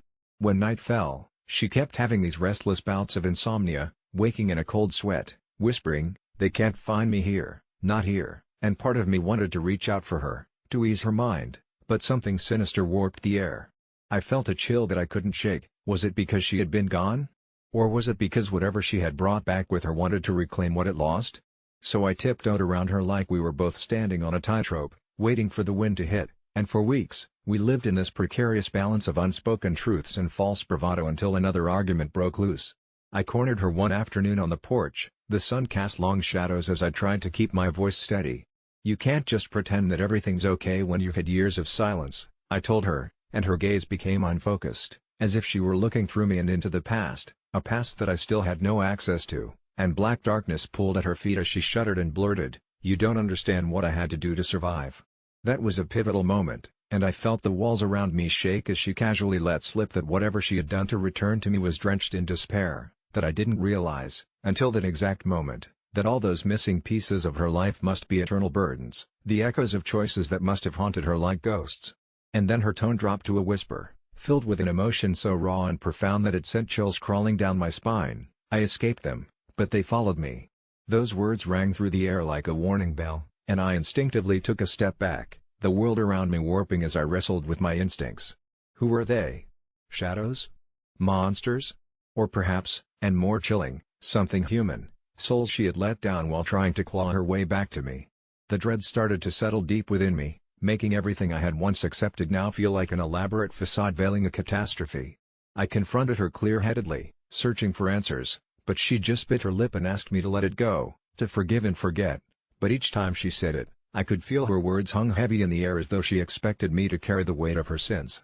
I was a monster for wanting to dig into her past, to uncover the truth that had transformed her into a specter who slipped through our fingers. When friends and family visited, we presented a facade of cohesion. Everyone claimed to see the old her rekindled, but I felt like I was viewing a ghost as she went through the motions of daily life, and I wanted to expose the specter to the light. It culminated one night after a dinner party that I forced on myself to make things normal. I reached a breaking point and finally asked a question that had been gnawing at my heart. "Mom, were you a part of something terrible?" Her eyes widened with the kind of fear that roots itself deep and doesn't let go. It was there for an agonizing moment, suspended in the air, until she surged to her feet, nearly flipping the dinner table, snapping at me with primal fury unlike anything I had ever seen from her before. "You think it was easy? Every day spent in agony? You don't know, you can't possibly understand." And just like that, she was gone again, storming into her bedroom and locking the door, leaving me feeling like the intruder in my own life, threads of memories wound tighter than before. That night I lay awake in my bed, listening to the sound of her cries, a deep, echoing grief that wrapped around my heart and tore me in two. I wanted to comfort her. I wanted to confront whatever dark reality she'd brought back with her instead. The further this went, the more I felt overwhelmed, standing on the precipice of a maelstrom that wanted to drag me in. And in the lull after the storm, when quiet settled back in, fear crept back under my skin as shadows danced along our home like forgotten whispers. But the turning point came 3 days later when I found an old journal tucked away in the attic, yellowed and fraying. My heart raced as I opened it, words spilling onto the pages revealing a hidden world of nightmares, an exploration into unspeakable rituals, a family tied to ancient darkness, with ramblings that twisted reality into chaos. Her secrets yanked the breath from my lungs, and in that moment, I realized why she had disappeared. She didn't just go away, she had been trading pieces of herself away, her history for survival, for whispered dark promises. But it was too late now. Whatever was inside her could no longer be exorcised, for it had grown roots deep within her. Armed with this truth, I confronted her one last time, standing my ground at the doorway to her sanctuary, my heart drum beating in my chest. "Mom, you need to face this, whatever you've brought back, it isn't just going to stay hidden, it's in your eyes, in your soul, and it isn't just your problem anymore." I let her digest my words as fear mingled with something primal, something glimmering under her skin before she finally spoke softly. "I thought if I returned, I could forget. I was wrong," and there was this look of alien desperation that twisted her features, and then she stepped closer, her hand shaking as she reached out for me. "You must not let it in, whatever you do, don't let it inside." That night was unbearably still as the shadows seeped through the door toward me, tentacles of doubts creeping in after every fleeting moment of her embrace. It crept under my skin, saturating my nights, until that unwelcome feeling of being observed, stalked, echoed in the silence of our home. 1 week later, it took a brutal turn when I woke up to her screaming. I dashed to her room, my heart racing, and flung the door open, but it wasn't her standing there, it was a silhouette, an outline of a dark figure shrouded in the soft luminance of the moonlight. I could see the terror in her eyes, and as I lifted my hand toward her, the figure vanished into a plume of shadows, leaving behind an air of despair that lingered in the room long after. "It's not over," she whispered, and I clutched my chest, realizing then that this was the beginning of the end, for us both. I remained trapped in that limbo for what felt like eternities, until the day she told me she was leaving again. She couldn't stay, the darkness was pulling her back, and this time, she wouldn't be coming back. I raged against her, demanded to know what had changed, but she simply shook her head, tears streaming down her face as she braced herself for what lay ahead. "I thought coming home was enough, but I was just a pawn. I won't let them take you too." Her voice trembled as she finally revealed that she had been trying to keep me safe, that all these years, she had been sacrificing herself for me. In that moment, I became the reflection of everything she had faced, the lost daughter, the one left behind to carry on the unbroken cycle, seeking both resolution and truth. My heart shattered as she embraced my trembling body for the final time, leaving me standing in the empty room, echoes of her cries compressing into nothingness, and as the door clicked shut, I suddenly felt lighter, yet utterly bereaved. Because I wondered, was she a part of a darker lineage, or was she truly just a desperate mother looking for a way to escape the chaos? Months turned into an unrelenting stream of isolation as I rifled through boxes in search of signs, answers as to why she had left and what she had encountered, but all I found were shadows gliding through the corners of my mind. To this day, I stay awake battling those visions that dance in front of me, opening doors in my dreams that expose deep fears buried in the darkness. And every so often, I catch echoes of her voice, replacing the silence with a warning, "You must tell them when it's time to leave."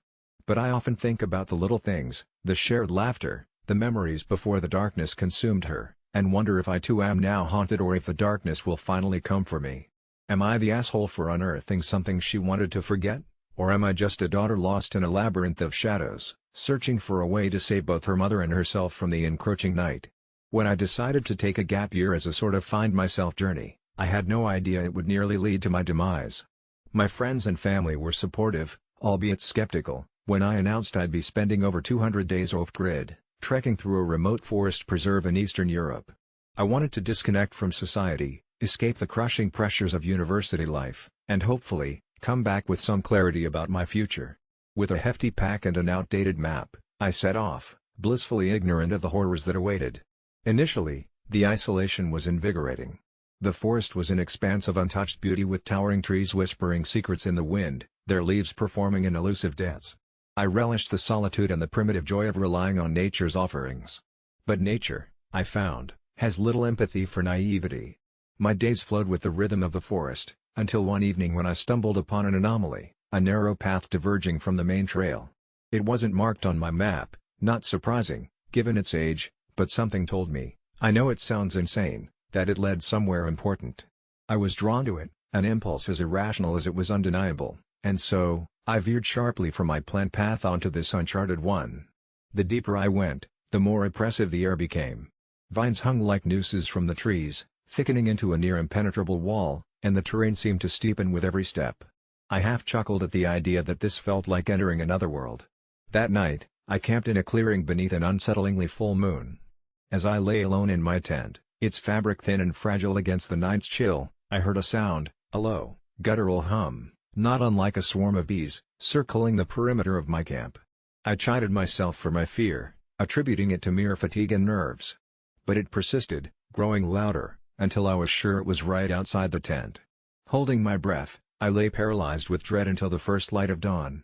When I emerged, the forest was still, almost suspiciously so, and the markings on the ground where the earth seemed scratched, not by animals, but by something with intent. A rational person would have turned back, but I had convinced myself this was the type of perilous ordeal that would define my journey. Continuing deeper, the forest seemed to react to my increasing unease. Paths shifted behind me as if being erased. It was on the 75th day when I found the village, or what was left of it.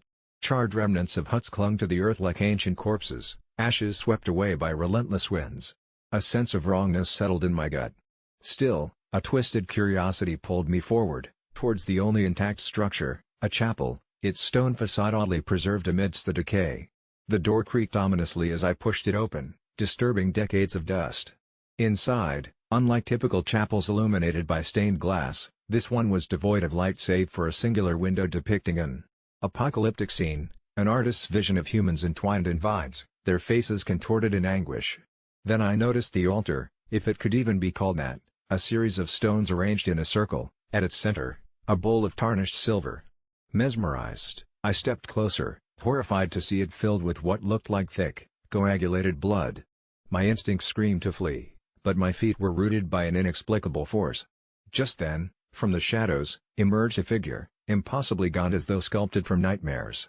Its eyes bore into mine, capturing my soul in an icy grip. It didn't utter words, it didn't have to. Its presence was an entire language of terror. I recoiled, stumbling back, and heard a sickening crack beneath my feet, bones protruding from the soil like forgotten relics.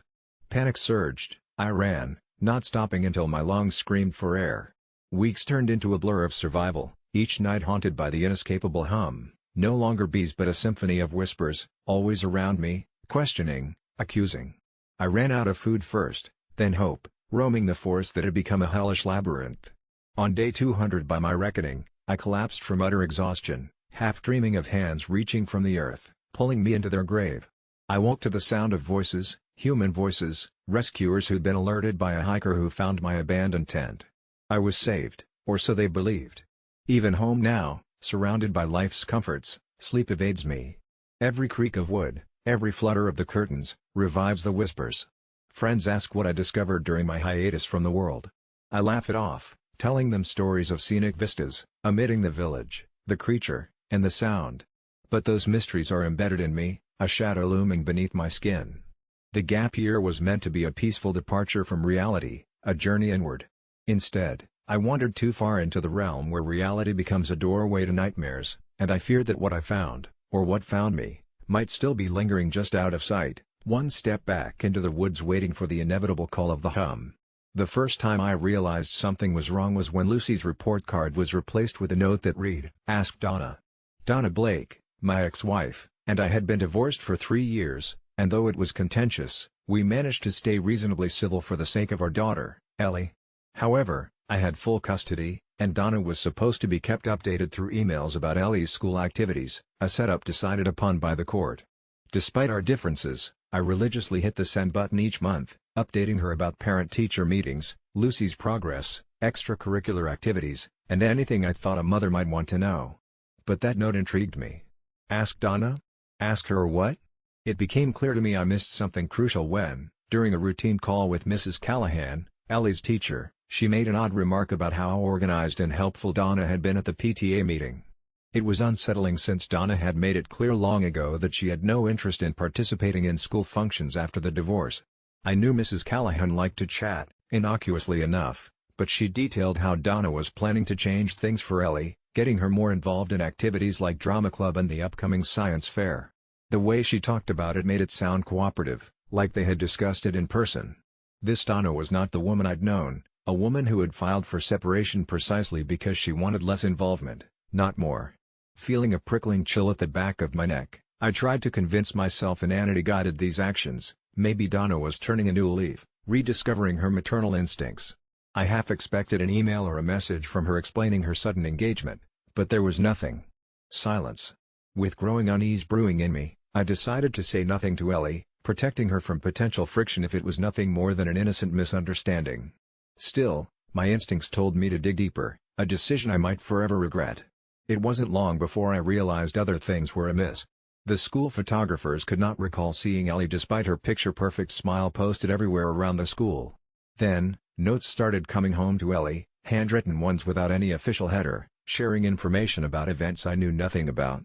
One day, Ellie clutched a strange assignment sheet about a field trip to a place I never knew existed, and Hanley's underlined rough red ink bubble letters urging her participation.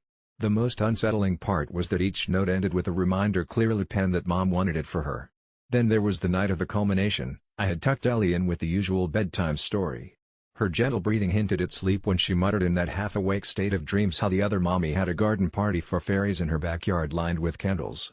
She spoke about this backyard with vivid familiarity, evoking images of an entirely different place where everything was beautiful and bright. As if under a spell, she drifted back into sleep, blissfully unaware of the things she stirred within me. Filled with a sense of urgency, I confided in a friend who worked at the police station, Jared.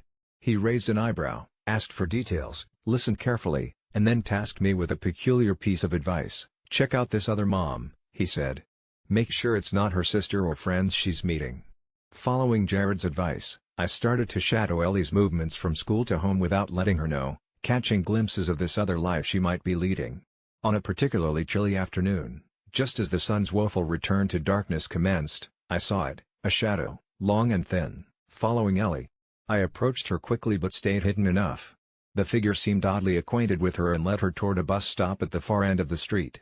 I watched in frozen horror as Ellie climbed onto the bus full of people while the shadow lingered until the bus metallic hiss receded into town. Clenching a hastily taken photo of this enigma, I turned to Jared, showing him the disquieting evidence. Reassuringly, still skeptical, he offered to check the bus routes and schedules. Meanwhile, the world around me coldly continued to revolve. Ellie's school called me repeatedly over her absence from choir practice and potential exclusion from the talent show. Every complaint bore a familiarity tainting the professional expression. "It's all arranged with the other parent," they said.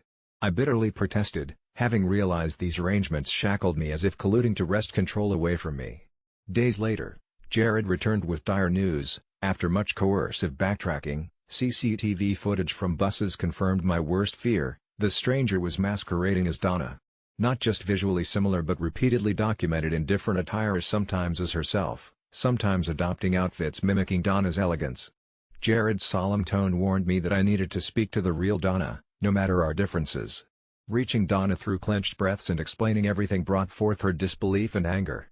I suspected she would accuse me of negligence or concocting stories, yet her reaction was eerily calm.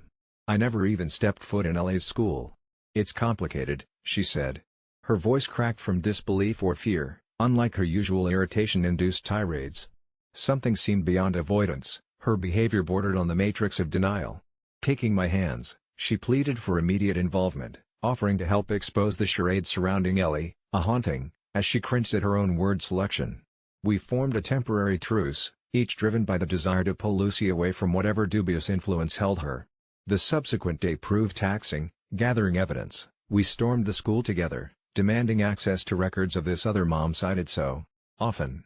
Their refusal ended abruptly when a judiciously timed intervention by my ever-useful friend Jared forced their hands. The truth unspooled faster than anticipated as we pieced the puzzle together. Donna's sister, Emmy, who shared Donna's semblance but darker intent, assumed her identity for reasons still untold. A lonely childless woman with crumpled dreams and wavering sanity, she found an underestimated ability in effortless impersonation and manipulative prowess, leading Ellie into her delusions without our knowledge, as if fabricating a life out of the what could have been. The final confrontation came about unscripted when Donna and I approached Emmy's residence. It was too late when we realized Emmy had prepared meticulously for this confrontation, welcoming us into her meticulously curated illusion where reality blurred under unimaginable deception entwined with innocent fairy tales, a promised garden concealing paths to madness and desperation. Despite efforts to reason and disentangle from her clutches, primal instincts screamed at us to shield Ellie from her attempts to lure her further forever. Intervention through forces legally designating what must happen allows for the rule of law to have prevailed ultimately, yet we all left heavier from the untold vows shared or gifts exchanged between Ellie and Emmy.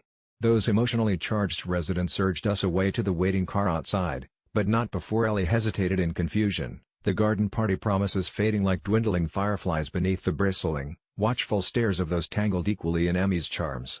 Today, as Ellie's picture-perfect smile gazes down from our refrigerator, memories still haunt us. Each note of falsehood, echoed innocence. I treasure lessons learned as a now vigilant parent determined never again to abandon vigilance enshrouded by familial duplicity and shadow play mistaken for kindness, knowing that asking isn't always about answers heard or radiating truth hidden behind assurances claimed yet cloaked beneath deceiving tissues outgrown. I have never thought of myself as someone who would end up on a subreddit like r/no sleep, but life has a way of spiraling into the abyss when you least expect it. It started innocently enough, with a dinner reservation at our favorite restaurant, a place filled with memories of our early days, laughter punctuating every visit. My partner, Jake, always loved to pay for our meals, showering me with accolades about how he could provide for us both, and how he was grateful for everything I brought to the relationship. This time, though, we had decided on a more democratic approach. Our finances were shared, joint account and all, so every bill was half ours. But when the waiter approached with the check at the end of dinner, I could see the gleam in Jake's eyes, the slight smirk that said he was about to pull a legend-worthy move. He grabbed the bill before I could reach for my half, swiping his card and leaning back as if reciting a soliloquy. "Don't worry, babe, I got this." I let it slide that evening. The food was phenomenal, our conversation effervescent, but when we returned home later, a strange seed of doubt began to germinate in me. I peered into our joint account, watching the balance dip as the charge for our meal processed. A voice in my head whispered that this was supposed to be a shared burden, yet Jake raised his glass earlier, toasting to him taking care of everything. The next day, a friend reached out to me over coffee, immediately calling attention to our dinner, almost completely oblivious to the fact that Jake had mentioned he had treated us both. My stomach turned. I felt a small but unmistakable wave of anger wash over me. Was I wrong to feel furious at the insinuation that Jake had somehow paid for my meal when it was our communal expenditure? The days rolled on, and the slightest jabs in conversation began to bug me, like a pebble lodged in my shoe. We were in a series of group chats where my friends gleefully discussed who would pay for dinner next time, and Jake, buoyed by the testimonial of last week's dinner, insisted he would carry the burden again. Something snapped. So, I confronted him, a weekend bubbling with tension, and I asked gently, perhaps a little too pointedly, if he really thought it was fair to act as if he had paid for both of our dinners when it had come from our shared account. His eyes flashed, a heady mix of disbelief and hurt. He accused me of being petty, a poor sport ruining his kind gesture.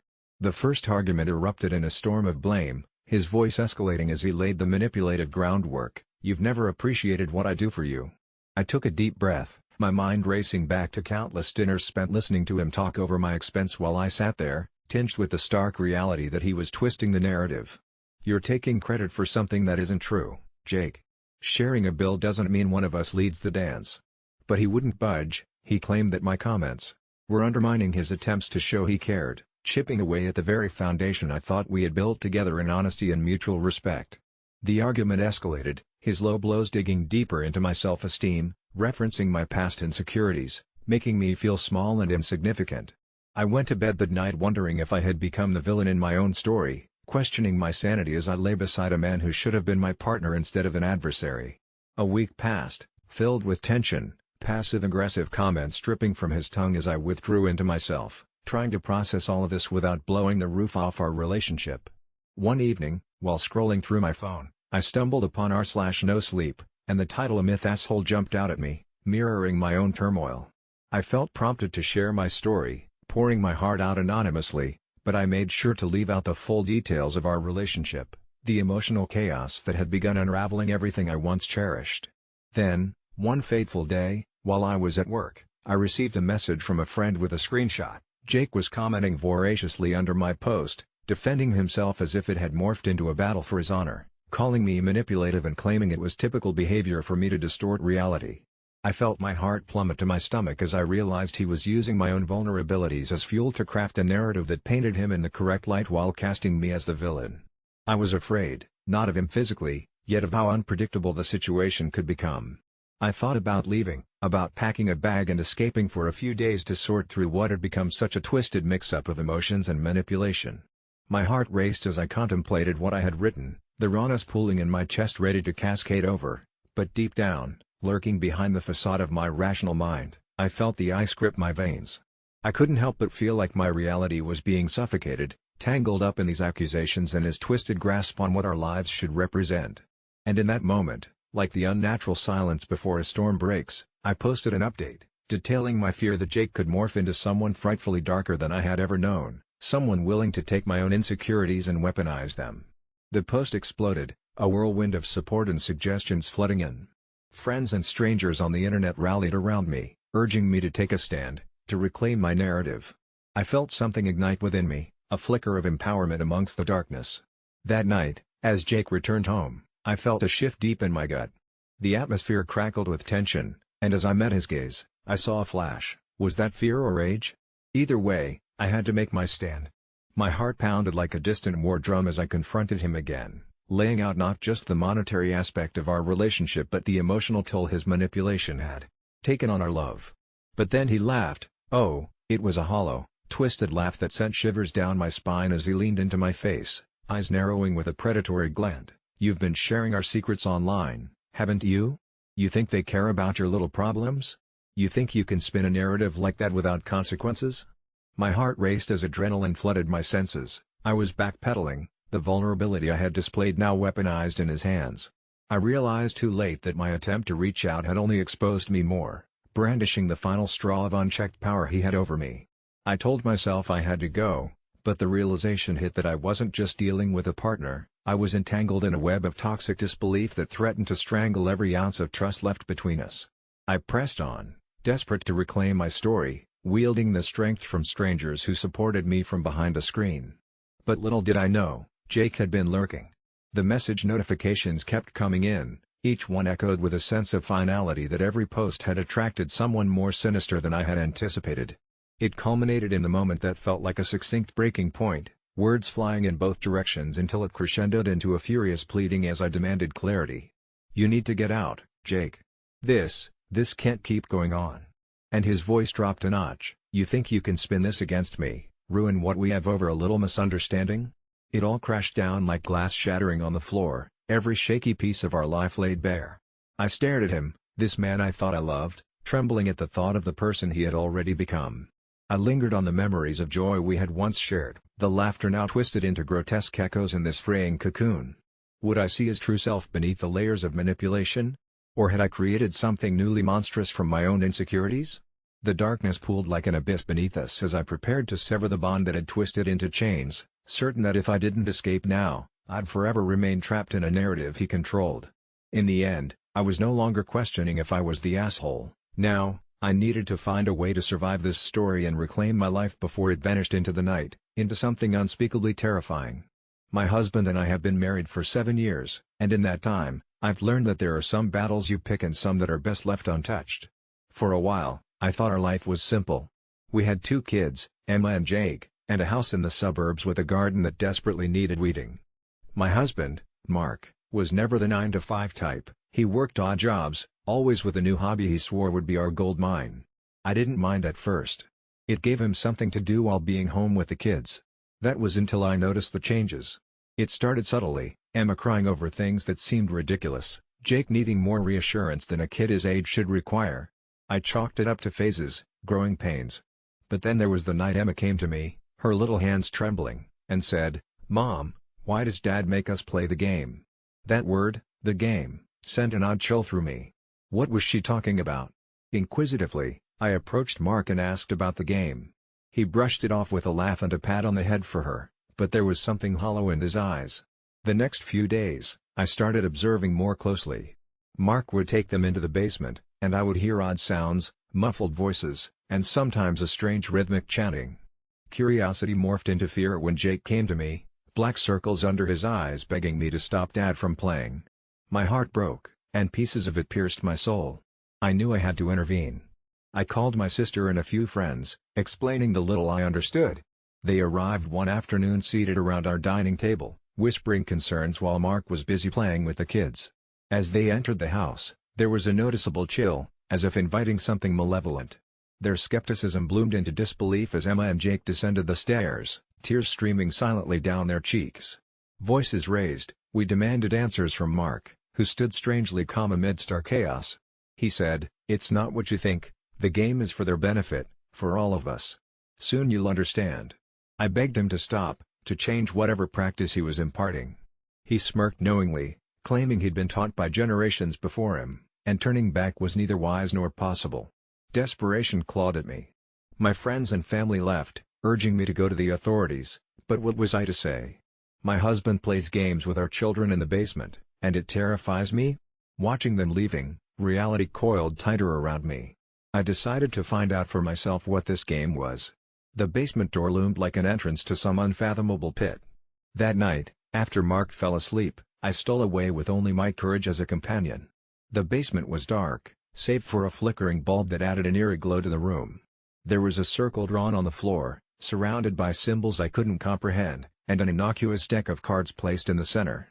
Something primal urged me to retreat. But I ignored it, stepping closer.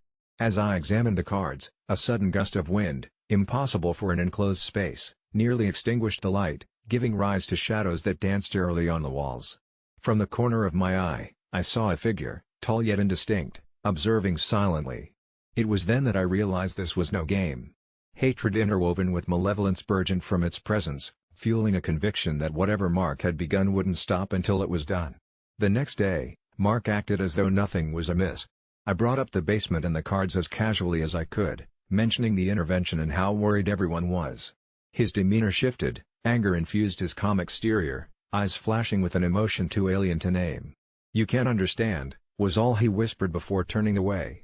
That night, as the children slept better under the glow of nightlights and dream catchers, I sat guard, mind racing. How could I keep them safe? What would lull this sinister presence back into dormancy? Days turned to weeks, our living room littered with abandonment as friends withdrew, unable to comprehend the darkness we lived in. I pored over dusty books of folklore and esoteric practices, hoping for a gleam of understanding.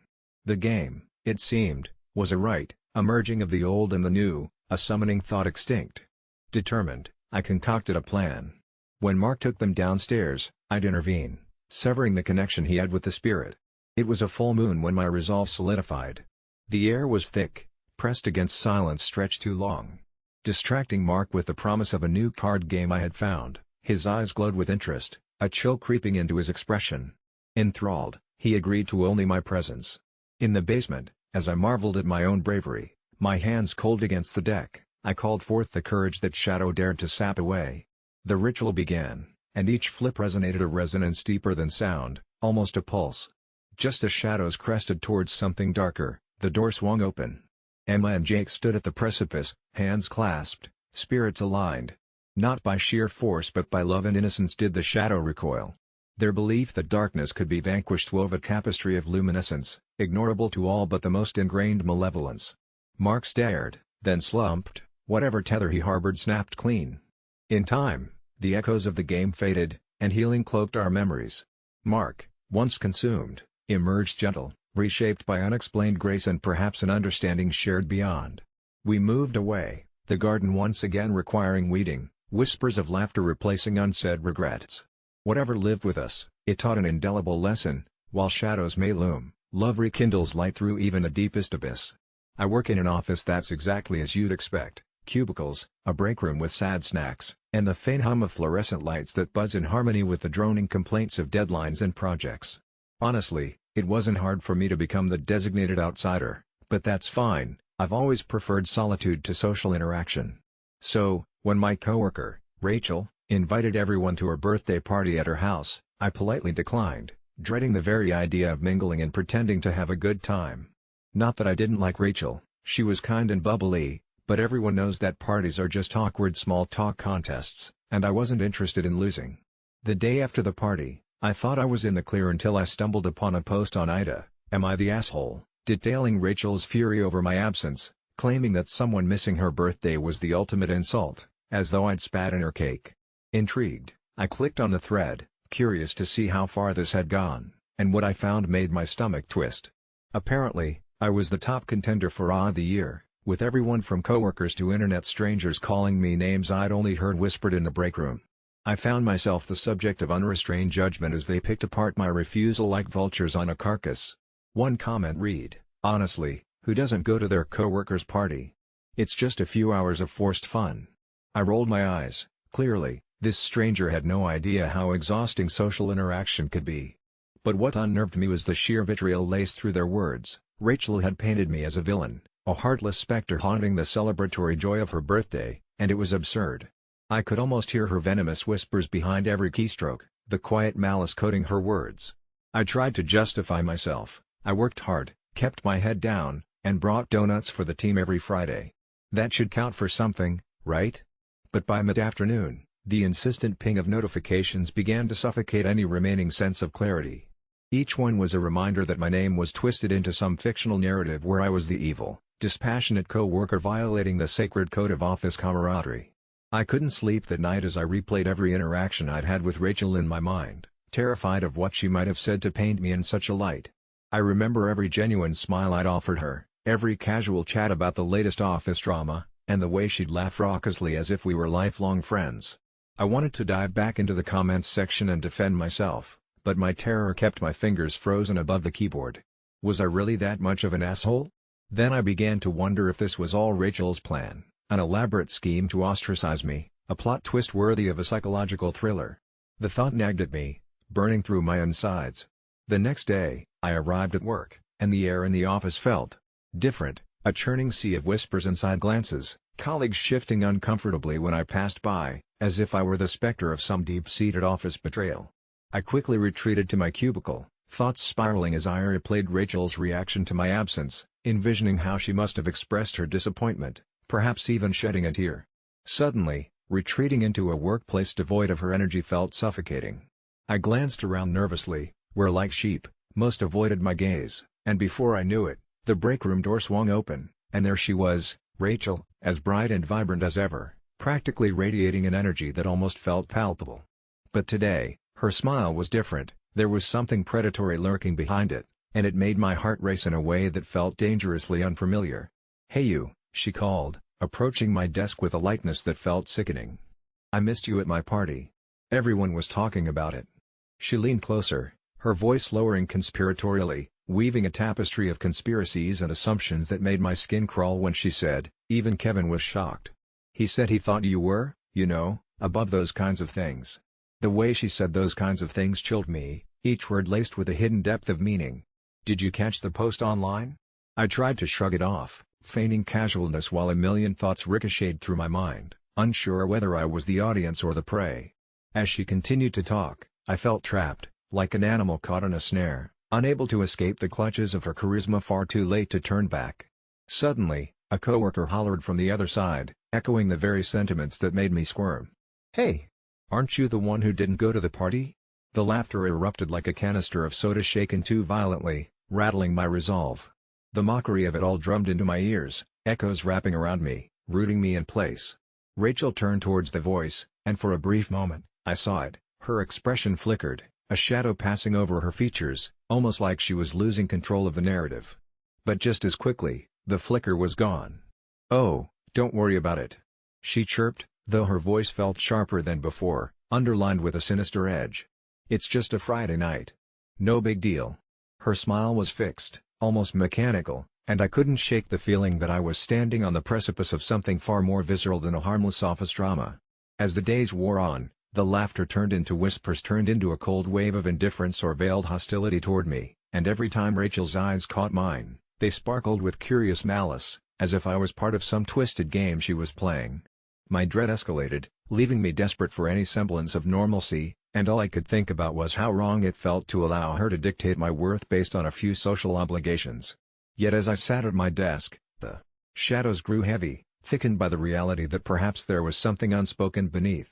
A week later, I finally found the courage to confront her. I made my way to her desk, beads of sweat forming as Rachel sat, flanked by two other coworkers. They eyed me, and I knew this was a risky move, the final act of defiance against my fabricated villainy. "Rachel, can we talk?"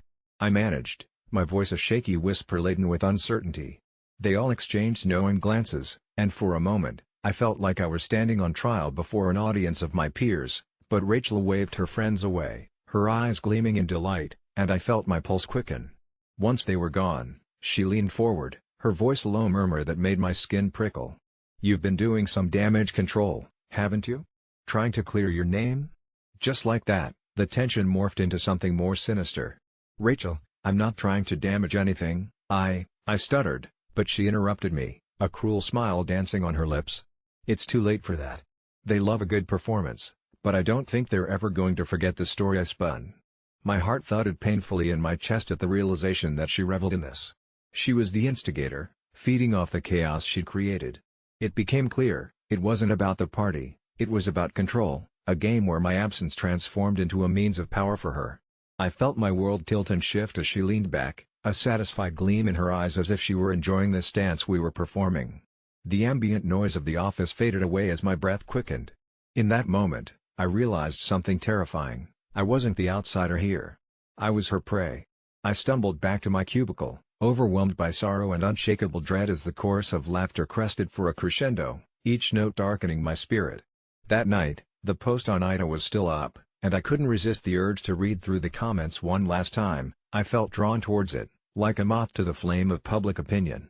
The thread had grown, the pro-Rachel army rallying around her like a flock of birds disturbed from their roost. They spoke of my supposed cowardice and my selfishness, and my heart sank further into my chest as I scrolled through their judgments, feeling every word hitting me like a whip. She had woven a beautiful, malevolent tapestry around my name, and the realization made my skin crawl. I suddenly understood this was more than just about her birthday party. This was about the haunting power of perception, of being cast in a role with no chance of escape. Days turned to weeks, and I felt her presence loom ever larger over my life, shadows pushing me deeper into solitude every evening after work. I became increasingly paranoid, the laughter that once felt innocuous turned dark and pointed, nightmarish and filled with disdain. Her aura felt suffocating, as though she had claimed ownership over my existence within that office, her very smile a weapon aimed at my soul. Then one evening, after yet another day of grim whispers, I received a message that made my heart sink. Rachel had a new plan. "We should have a reconciliation party. Let everyone see you're not the villain. How about it?" She proposed with a desperate enthusiasm that twisted a knife deep in my gut. I felt the world close around me, her words warping my reality. To appease her would be to feed into her insatiable hunger for drama, yet rejecting her meant sealing my doom. It was a trap that was so meticulously laid, I might as well have walked straight into her den of wolves. With nowhere left to run, trapped in this web of chaos and lies, I reluctantly agreed. The evening of the party arrived, terrible anticipation buzzing through my veins like an electric current. The knot in my stomach only tightened as I stepped into that room, and I was immediately met with glances that held all the weight of judgment, peppered with faux pity. But Rachel flashed that sickeningly perfect smile, and the realization hit me harder than a punch. This was just another layer of her cruel game, and I was but a pawn in her smile. Throughout the hours, as laughter echoed eerily around me, I became painfully aware of her gaze, watching, waiting, orchestrating every moment like a twisted puppeteer. It was no longer about the birthday. It was a festival of torment. My presence was the sacrificial offering, and in the end, she would emerge untouched, basking in the glow of her wicked performance, a heroine of her own story while I became the fool. By the end of the night, I had lost track of reality. I felt like I was capturing glimpses of myself in a cracked mirror, fragmented and disjointed, running through the crowd of laughter that felt like a tidal wave crashing upon me. And suddenly, it struck me how easy it could be to step into the shadows behind the laughter, to slip away unnoticed, to free myself from her gaze. It wasn't until a few nights later, as I sat alone in my darkened apartment, that I found the strength to confront the truth. Rachel had bewitched not just my coworkers but also me, long before the party ever became a nightmare. It began confronting the whispers in my mind, the things I told myself. I felt lighter, free from the invisible chains binding me to her distorted reality. I carved my existence anew, keeping Rachel and her venomous smile at bay. The threads unwound from my spirit, and without the weight of her expectations, I embraced the quietude of my solitude. I wasn't the asshole. The toxic cocoon she fashioned around me merely served to feed her insatiable ego. In that silence of the night, I vowed that her story would not define my worth, no matter how twisted the narrative she spun. I never thought an innocuous visit from family could spiral into the kind of nightmare that would linger in the corners of my mind like the twisted shadows haunted by guilt and rage, but I guess when you live in a house that's tucked away in the woods, surrounded by trees that seem to close in like silent sentinels, you learn pretty quickly that nothing is ever simple. It was a Saturday afternoon, the kind where the sun filters through the leaves and paints the space with a warm glow, but I was curled up in my favorite chair with the dim light of the screen illuminating the articles I'd been reading on a new horror novel, trying to immerse myself in another world when the insistent sound of knocking pulled me back. At first, I thought it was just my mind playing tricks, but the hard, repeated rapping brought me to my feet in a rush, glancing at the clock as I realized how late it had gotten. It wasn't like I had made plans with anyone. I didn't understand who could possibly be at my doorstep, especially with the way the forest could swallow sound and time. When I opened the door, there they were, my family, my cousins, my aunts and uncles, standing on my porch as if they had all just materialized from thin air, their faces carrying a blend of eagerness and complete disregard for the concept of a scheduled visit. They didn't even bother to call, they hadn't done so in years, and as soon as I saw them, a wave of frustration crashed over me, spurring me into a near-furious tirade about boundaries and respect. I didn't mean to go off like that, the whole thing felt surreal, like a scene from a movie that had veered off into the land of the absurd. My voice raised, a mixture of anger and bewilderment spilling into the air, and their smiles faltered. Suddenly, I could see disbelief turn into something darker in their eyes, the surprise morphing into disappointment, confusion morphing into indignation. My aunt, the one who had always prided herself on her exceptional social abilities, stood by, her mouth agape, and the airy silence that followed was thicker than the humid air pressing against our skins, weighty and festering. Then came the remarks, accusations of being selfish, inconsiderate, and an ungrateful host as they filed back to their cars, the heavy footsteps crunching gravel leaving me feeling utterly alone in what had just unraveled. I turned away from the door, slamming it behind me, convinced I had somehow become the villain in this out-of-place as a drama class skit setup, but deep down, I felt an echo of something more sinister than my anger, a nagging intuition that I had triggered something unsettling hovering just beyond my perception but far too close for comfort. That night, I tried to shake off the encounter, burying myself in the pages of my book, but every word felt like a stone lodged in my throat and sleep evaded me, my mind racing with thoughts of how I'd overreacted, how every knock echoed in me like a promise of retribution. The darkness around my home seemed to thicken, growing dense and heavy, and I swore I could hear whispers from the woods outside, layering on the feeling that I was being watched, scrutinized, even judged. I know it sounds irrational, but over the next few days things took a turn. I began to notice little changes, my belongings not where I left them, odd sounds in the middle of the night, the clock ticking slightly out of sync. I shrugged it off as paranoia until I went downstairs one morning to find my kitchen completely warped, all the dishes stacked precariously, as if someone had taken malicious pleasure in rearranging my life while I slept, and the notion of anger transformed into something darker as I stood surrounded by the remnants of my own sanity. The news came later. Just as I was finally pushing myself to breathe through the lack of light hanging over me, my cousin's car had run off the road due to what they initially termed an accident, the kind of headline that sends shockwaves through even the most fractured families, and when they asked me to come to the hospital, my gut twisted in knots that felt more like a warning than a reflection of sorrow. I descended into a spiral of dread, plagued by the sense that my anger had somehow summoned an ominous force in retaliation for my outburst. Their eyes bore into mine like they knew what I was feeling. The heat of my rage had awakened something darker that now rested just out of reach. Everyday life felt surreal, the laughter of my nieces and nephews replaced by a haunting silence that gnawed at my soul with every passing moment. The night after the funeral, I sat in silence, living in the shadows of my choices, and the idea that I had somehow cursed my family settled over me like frost creeping across the meadow, chilling me to the bone. At around 2 a.m., as if answering a call to awaken my guilt, the doorbell rang again, the sound echoing disconcertingly in the stillness of the night. I almost ignored it. Ghosts roamed the corners of my mind and I felt unbalanced, but curiosity tugged at me, edging me closer to the threshold. When I finally opened the door, there they stood again, my family, a ghastly tableau of pale faces and sunken eyes, their mouths stretched into smiles that didn't reach their eyes, and something about them felt crooked, warped like the wood of an old tree, their skin white and translucent beneath the moonlight. I should have shut the door and run, but something inexplicable drew me in. Their murmurs slithered around me as they stepped over the threshold, and despite their familiar features, the essence of who they had been felt hollow, replaced with an unshakable dread.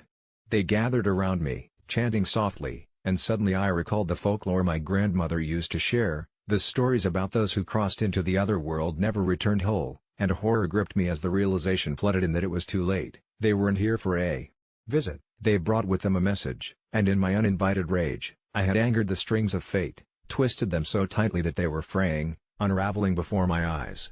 As the whispers crescendoed around me, silver light flickering from their eyes, I finally understood. Unannounced visits come with consequences, and now, trapped within this fractured web of obligation and disdain, I was reverberating endlessly in a cycle of my own creation, spiraling into the arms of a darkness that had always been waiting. Growing up, I always believed I struck gold with my adoptive family. From day one, they were incredibly welcoming, offering me more warmth and love than I ever anticipated in my wildest dreams. My new parents, Lynn and Richard, seemed the epitome of generosity and kindness. They had this sprawling old house packed with character, creepy in some ways with its long corridors and creaky floors but charming all the same. Each day blended into a series of golden moments, a laughter-laced life I had never thought possible when bouncing around foster homes. That is until the small inconsistencies began to scrape at the edges of my idyllic world. One day, I overheard a whisper between Lynn and Richard, a mention of keeping it away from her, and though the pragmatic side of my brain tried to brush it off, curiosity gnawed at my gut.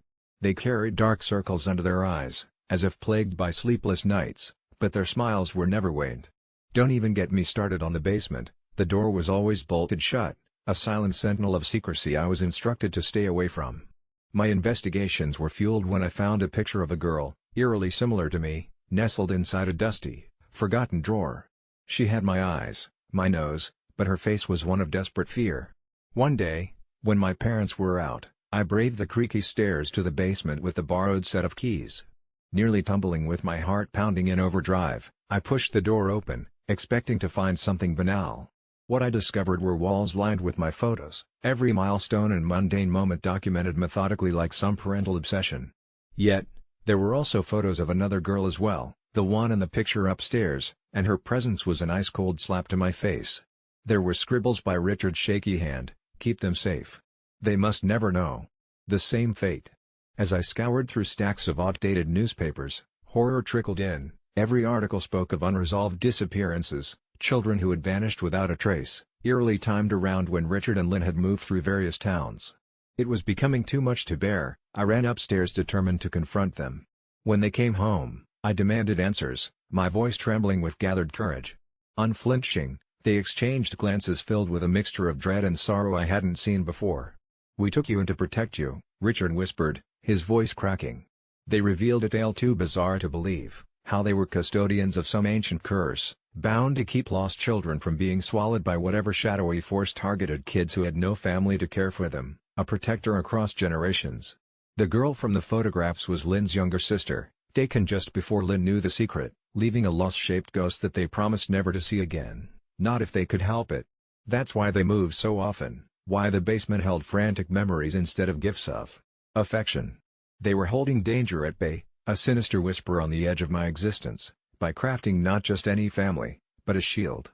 It's rooted in an old pact made under a moonlit sky, a ritual now passed into legend where each adopted child brought with them a key to survival that adults alone could not unlock. Something in the back of my mind scoffed at the elaborate story spun in front of me, yet the earnest fear of my parents, the rawness of their urgency, convinced me they believed it. What choice did I have but to include their fears into my reality, even if it meant living with a match lit under a wick of chilling suspense? I still sleep uneasily, the elements of disbelief still warring in my mind, but more aware now that some things can't be seen nor rationalized, that love sometimes wears an unlikely face, shielded by shadows we might never understand. Yet again, every creak the house makes runs chills down my spine in the ominous silence that often falls after dusk. I swore I heard children's laughter last night, just faintly, as if carried by the wind through the old gables. Richard and Lynn insist it's just the wind, but I catch them casting nervous glances towards the bolted basement door, as if wondering if they truly are the masters of what they've taken on or merely players in a cosmic theater of dread. I've considered running, packing my bags and leaving them to their choices, but something more binding than fear holds me, the warmth of their love mixed with residual terror, knitting the tapestry of my unusual home in a way I couldn't imagine losing. My adoptive family, my very cage and sanctuary, as complex as the stories they wove and the otherworldly intentions they trust. When my brother Mark announced his engagement to Emily, our family was overjoyed. Emily was a pleasant enough woman, albeit with extravagant tastes, but nothing that seemed out of the ordinary. The trouble started when I was dragged, quite against my will, into the whirlwind of wedding planning. It was during one particular evening, under the dim glow of my living room lights, that Mark proposed the idea of me hosting the bridal shower. "It's what Emily wants," he insisted, his eyes pleading, a subtle desperation in his voice that I couldn't ignore. After some hesitation, I agreed, promising to plan a modest event.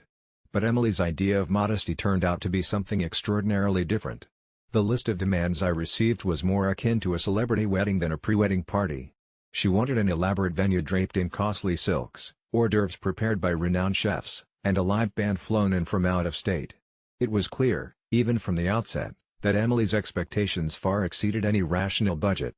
I tried to reason with Mark, outlining the financial lunacy of spending tens of thousands on a bridal shower, but he was ensnared in Emily's vision, blind to any practical concerns.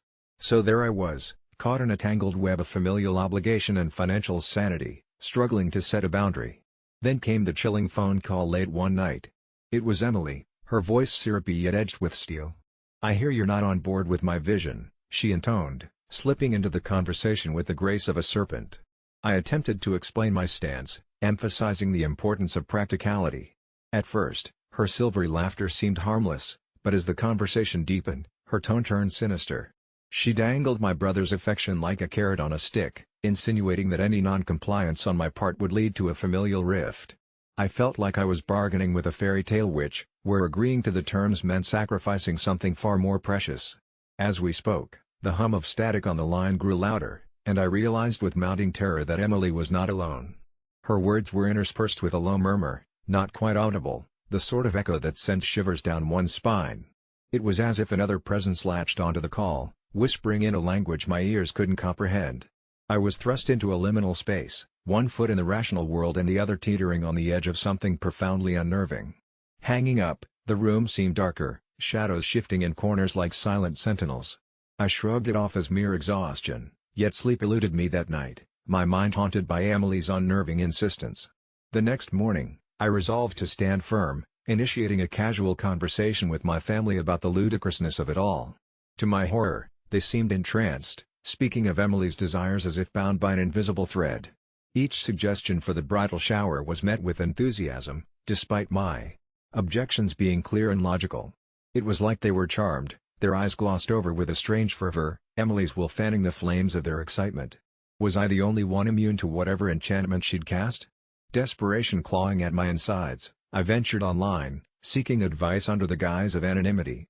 The waves of virtual empathy washed over me, but a nagging sensation of being watched gnawed at my core.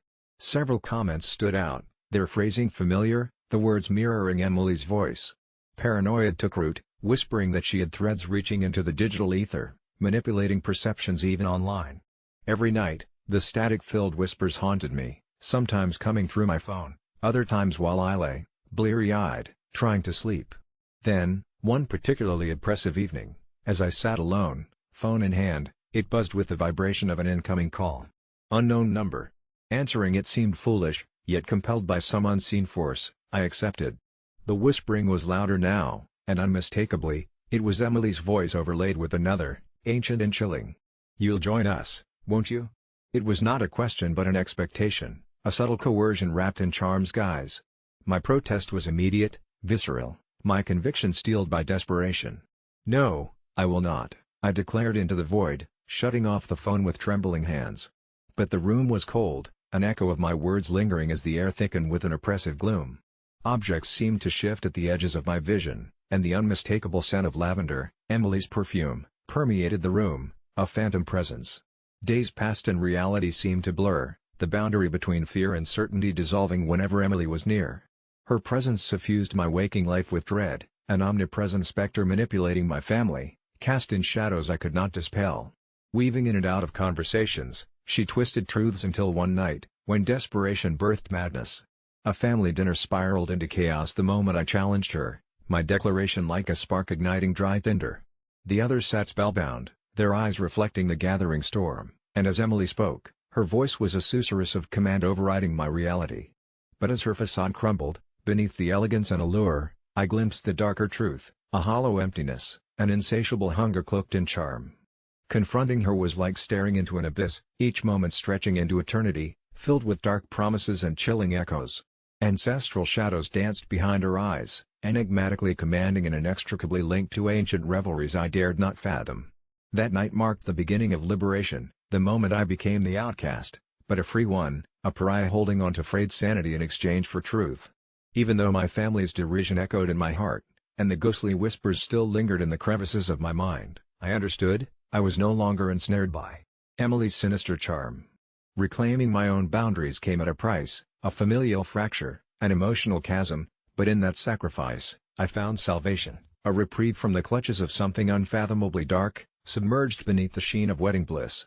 For as long as I could remember, my father insisted our house didn't have an attic. He would repeat it like some kind of mantra, his face etched with an urgency that sent shivers down my spine, but I knew he was lying. It started when I was 8 years old, the time we moved into that creaking relic of a house on Maple Street, with its peeling paint and sagging roof, a place that seemed to groan with secrets. The first day, as I played in the living room, I glanced at the ceiling, noting a small hatch nearly hidden behind the clouds of cobwebs, and curiosity gnawed at me. "Dad, what's up there?" I asked. He shot me a wary look, his eyes flickering like candle flames, and he said, "Nothing. It's just for the roof." But I didn't believe him. Every night after that, in the dead hush when the world outside melted into darkness, I'd hear it, soft scratching, like nails on wood, a tender, persistent sound that unraveled the already fraying edges of my courage. I would lay there, wide-eyed, listening as the scratching morphed into whispering, syllables that cascaded through the air like incense smoke I could not grasp, words twisting and folding into one another. But then my father began coming in to check on me, his presence, sturdy and warm, always dispelling the shadows. "Just dreams, son. Nothing is up there." Yet I wasn't dreaming, I could feel it, like a cold breath tugging at the nape of my neck, urging me to seek the truth. It all came to a head on my 10th birthday, when my parents threw a party for me, and I was too excited to care about the whispers, but then the power flickered out, plunging us into surreal darkness, only illuminated by the glow of my birthday candles, and I could have sworn I heard a child's laughter from above. My friends giggled nervously, while my mom tried to keep the atmosphere light, but my father's face betrayed him when he glanced at that hatch, his mouth drawn tight like a coiled snake. As the wind howled outside, I found the courage to speak. "Can I go up there?" Laughter died in the room, replaced by silence tinged with fear.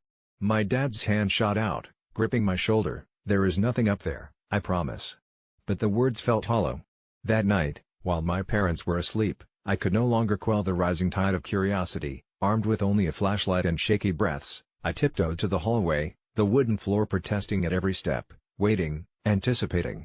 My heart thudded like a war drum, echoing in the quiet of the dark, as I reached the wooden ladder that led to the attic hatch, my hand trembling as I pushed it open.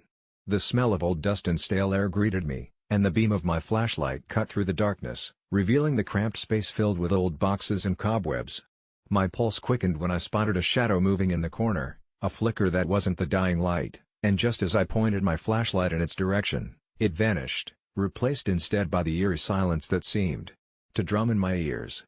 I swallowed hard, forcing myself to explore, knowing I had to unearth what my father kept hidden. As I rifled through boxes, I stumbled upon a collection of family photos, but they were all wrong, faces smiling that didn't belong to us, unfamiliar eyes staring back at me, a barrage of images that felt like a twisted version of our lives. Just then, a soft whistle cut through the stillness, sharp and sweet, coaxing me further into darkness. It beckoned like a ghostly lullaby, and I found myself drawn to the far wall where the light flickered, shadows dancing like marionettes under my gaze. I leaned closer, realizing there was a door I had never seen before, cracked open slightly, emitting a warm, inviting glow. The whispers grew louder, and my heart raced. I could almost make out words now, a tugging sensation instructing me to come closer, to open the door. At that instant, I heard my father's voice echoing through the attic, "You're not supposed to be here," but it wasn't a warning, it felt more like desperation, like he was trying to protect something behind that door. When I turned to leave, I could feel his presence behind me, the weight of his fear pressing down like an iron chain, and in a spiral of instinct, I bolted for the door instead, flinging it open to reveal a room unlike anything I had ever seen. It was a decayed museum, walls lined with decades of dust-covered trinkets and memories that didn't fit together, a child's playroom with ancient toys that seemed frozen in time, and in the corner stood a mirror, cracked and discolored, reflecting images of azure skies that felt hauntingly familiar. I looked into the glass, and I saw a lonely child waving back at me, but it wasn't me, it was me as I was at age 5, hair tousled in the wind that didn't touch my skin. I stumbled back, and as I did, a sudden chill swept through the room, filling me with dread. The mirror rippled, distorting, and in it, my father appeared, expression darkening, his mouth forming silent pleas for me to escape. But it was too late. The room whispered promises, coaxing me deeper, and as I stepped forward, the phantom laughter rang out again, this time echoing sinisterly in the confines of my mind. I turned to run, but as I did, everything changed. The attic shrieked with life, walls closing into shadows stretched, reaching for me with elongated fingers, as if it were alive, hungry for what I had found, and I felt myself slipping, pulled under by a force I could not name. I burst through the hatch, tumbling onto the floor of my room, gasping for breath, my heart pounding in a frantic rhythm, believing it was all a nightmare until I turned, ready to confront my father with the truth of the attic. But as I opened my bedroom door, I found him, transformed, sitting at the end of the hallway, a man grown ultra-vigilant, eyes wide with unimaginable terror. "You weren't supposed to be up there," he whispered hoarsely, and the world froze, the walls began to pulse, shadows coiling menacingly, and suddenly the familiar laughter surrounded us, resonating with the air as the weight of ancestral dread filled the space as if warning us of the things we dared hide. I watched my father's face warping in the flickering light as the decades of deception unfurled around us, the truth of why we never had an attic merging with the whispered secrets nestled in the hearts of those ghostly reflections, and the realization crashed down that some truths are never meant to resurface, some doors should remain unopened. I never thought I'd end up turning to the internet for something like this, but the shadows in our little farmhouse have grown unnervingly long, and I can't shake the feeling that there's something unspeakable lurking just behind my sister's pleasant gaze. It all began when Sarah moved in with us after the birth of her baby, David. My husband, Tom, and I live a quiet life on the edge of a thick, ancient forest in upstate New York, a setting both beautiful and eerie, especially during the onset of autumn. Initially, I was thrilled to have my younger sister around. We were always close, and having her stay with us during such an important time seemed like the natural thing to do. But soon after she moved in, I started noticing things, or, rather, the absence of things that should have been there. The farmhouse had always been peaceful, yet it wasn't long before an unsettling silence settled over everything, a quiet that made the hairs on my neck prickle while tending to mundane chores like hanging clothes to dry or stirring soup on the stove. Sarah was breastfeeding David often, and she did so freely, anywhere around the house. As a mother myself, I never found this peculiar, but Sarah's demeanor during those moments felt increasingly strange. There was something in the way she held him, not the typical warmth of a nurturing mother, but an intensity, a focus on him that seemed almost predatory. I dismissed it as postpartum exhaustion at first, but my unease grew with every passing day. The real turning point was one chilly evening when I politely asked Sarah if she'd mind covering up a bit while breastfeeding, not out of prudishness, but because Tom was visibly uncomfortable one evening during dinner, his eyes darting away with a tension that seemed to seep into the very fabric of the house. Sarah gave me a look then, a look so cold and full of malice that it chilled the air around us. She didn't say anything at first, just smiled, a thin, tight-lipped smile that made my stomach twist. "You wouldn't understand," she said softly, more to David than to me, as if the baby held some ancient wisdom that eluded the rest of us. That night, I dreamt of whispers, a soft, slithering sound like hushed voices gibbering in a language I couldn't recognize. I awoke in a cold sweat, the shadows of the room pooling malevolently around the bed. I couldn't shake the sensation of being watched. The feeling lingered the next day, and the growing tension between us was palpable. Things began disappearing around the house, small things at first, like paperweights or keys. Then, more disturbing ones, such as the crucifix above our bed and the old clock pendulum we inherited from Tom's grandmother. The missing items inexplicably faded from memory, and I couldn't figure out why I felt relieved every time one vanished. The forest, normally a comforting embrace of deciduous giants, now loomed like a writhing entity pressing against our windows, its presence invasive and overbearing. I took to closing the curtains, shutting out the sight of the gnarled trees reaching toward us like cursed fingers. Meanwhile, Sarah never left the house, her attention devoted entirely to David, who cooed and giggled in a language of his own that seemed to resonate with the murmurs from my dreams. I grew desperate, confiding in Tom, who insisted it was merely postpartum stress affecting us all, I wanted to believe him, but thought I saw a flicker of doubt in his eyes. That horrific suspicion was confirmed one bone-chilling night. Woken by what sounded like soft singing, I slipped silently downstairs, the floorboards creaking beneath my cautious steps. I followed the eerie melody to the living room and froze. Moonlight slashed through the window, illuminating a tableau that should have been ordinary but was instead terribly wrong. Sarah sat cross-legged, hair tousled and wild, eyes reflecting the moon's cold glow. She wasn't singing to David but whispering, those same forbidden intonations from my dreams, and he wasn't asleep. His eyes, somehow mature and knowing, seemed to nod along with her voice. I gasped unintentionally, and instantly the atmosphere shifted. Sarah's head snapped up, eyes burning with a cyclopean ferocity I'd only seen in my darkest nightmares. "He's ours now," she whispered, voice suddenly layered with an echoic resonance that vibrated through the air, setting my teeth on edge. The room itself seemed to hold its breath, waiting. "What do you mean?" I stammered, trying to keep my voice steady, though panic clawed at my insides. Sarah stood, cradling David with inhuman strength, and as she rose, shadows bled from the corners, coiling around her like sentient tendrils. "You wanted me to cover up, didn't you? Well, there are things, secrets meant to stay hidden from unbelieving eyes." Her voice wasn't hers anymore, it had taken on a sepulchral timbre that thrummed with preternatural authority. I backed away instinctively, my heart racing, every primal sense screaming to flee. But something heavy anchored my feet to the floor, compelling me to listen, to understand. Before I could blink, Sarah whispered an elegiac phrase that burrowed deep into my psyche, and I collapsed, consciousness slipping away like a receding tide. I awoke to Tom shaking me, daylight flooding the room, erasing the oppressive night and its encroaching dread. "It was a dream," he insisted as he led me upstairs, his arm wrapped protectively around me. Yet, his eyes remained clouded with doubt. Sarah and David were gone when I awoke that afternoon, without a trace left behind except for the memory that gnawed at my sanity like a rabid beast.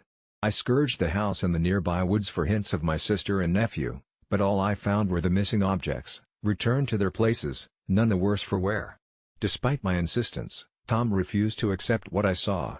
But I know, deep in my bones, that the forest watches, waiting for me to see again what I've mindlessly begged to forget. And now I remember why I turned to Reddit, as some part of me prays that collective eyes can confront the truth those wild woods have already claimed from me. As for Sarah and David, I fear they are beyond our reach, swathed forever in those murmurings that promise only hidden visions and infinite dread. My brother Michael has been missing for over a year, the kind of disappearance that leaves your heart twisted in knots, your family shattered, and your mind racing with dark thoughts. I spent countless nights scanning local news reports, feverishly checking social media, and stumbling upon conspiracy theories that claimed he was kidnapped, or worse. So you can imagine the whirlwind of emotions that ripped through me when I stumbled upon an old, decrepit zoo on the edge of town, a place that was supposedly shut down due to manners of unethical treatment, according to hastily scrawled notices on the crumbling entrance gates. I had heard whispers about that place, a dilapidated remnant of happier times that were now steeped in local lore about missing children and secret experiments. Unable to shake the feeling that I had to see for myself, I ventured inside under the cover of a twilight sky, the fading light making everything feel surreal, as the shadows of abandoned cages loomed like skeletons over the path. The air was thick with an unpleasant, musty smell, each breath filled with the mingling scent of decay and something more sinister, an almost electric anticipation that prickled my skin. I wandered deeper into the zoo, passing empty enclosures where rusted metal bars groaned in the wind, their stories long forgotten but etched into my psyche with every footstep echoing through the silence. Then I heard it, a faint sound, a whimper or cry, deep and guttural echoing from the far end of the grounds, a sound that made my heart race and my skin crawl. I stumbled through the overgrown weeds and faded paths, my pulse hammering in my ears, as I finally reached a dilapidated building that looked like it hadn't seen light in years. A sign above the door read "Employee Break Room," but the moment I pushed the door open, the hinges screeched like a banshee and the stench hit me like a wall. Inside, the air thickened with something rancid, making it hard to breathe. And then, I saw him, Michael. My heart soared and plummeted in the same horrifying instant. He was there, but he wasn't alone. Caged like a wild animal in what might have once been a snack shack, he was emaciated and scared, eyes wide with a terrible recognition that somehow made me feel more like a stranger than a sister. I rushed towards him, but the sound of clanging metal and a monstrous growl halted me. Turning slowly, my breath caught in my throat as I faced the keeper, a gaunt figure cloaked in shadows, eyes gleaming with twisted fascination. He grinned, revealing yellowed teeth that gleamed like the bars of Michael's prison, and as he stepped into the light, I saw the scars crisscrossing his forearms, the remnants of some unspeakable dark past. "You found him," he rasped, the words dripping with a sinister delight. "But it comes at a price." I recoiled, my heart racing as he spoke about his collection, dark promises of freedom tangled with images too awful to comprehend. My brother turned into something else, perhaps even a new challenge added to the grotesque menagerie he had gathered. Desperation clawed at my throat as I demanded to let Michael go, tears stinging my eyes. But all he did was laugh, a chilling sound that echoed in the empty zoo and bounced off the shadows crammed into the corners of my fear. "What's one life for a show that captivates?" he quipped, and my stomach dropped, the truth hitting me like a punch to the gut. The other animals weren't fading memories, they were the remnants of children, people just like my brother, who'd been claimed by this twisted man's insatiable hunger for his performers. I backed away slowly, the reality dawning on me that I may not be able to save him, not without unleashing hell. With a sudden, desperate resolve, I grabbed a rusted cage door and swung it at the keeper, catching him off guard just long enough to lunge toward Michael. But he was faster, too fast, and before I knew it, I was ensnared in the storm of cages surrounding us. With a roar of anger, the keeper lunged towards me, and I felt an icy hand grab my ankle just as I reached for Michael's hands, the suffocating panic giving way to a primal instinct to survive. I fought off the darkness invading my vision, adrenaline charging as I launched myself at him, and with a brute force driven by fear and love, I shoved him back, adrenaline firing every nerve in my body. The chaos erupted in blinding speed, the loud booming of steel hitting against steel, the keeper's growling rants growing softer as he stumbled, confused by the sudden change in power dynamics. It was just a moment, a breath, but it was enough for me to reach Michael, to pull him into my embrace, but the keeper wasn't finished yet. With a roar, he lunged once more, the timber of his frame barreling into us like a freight train, but fate had other plans.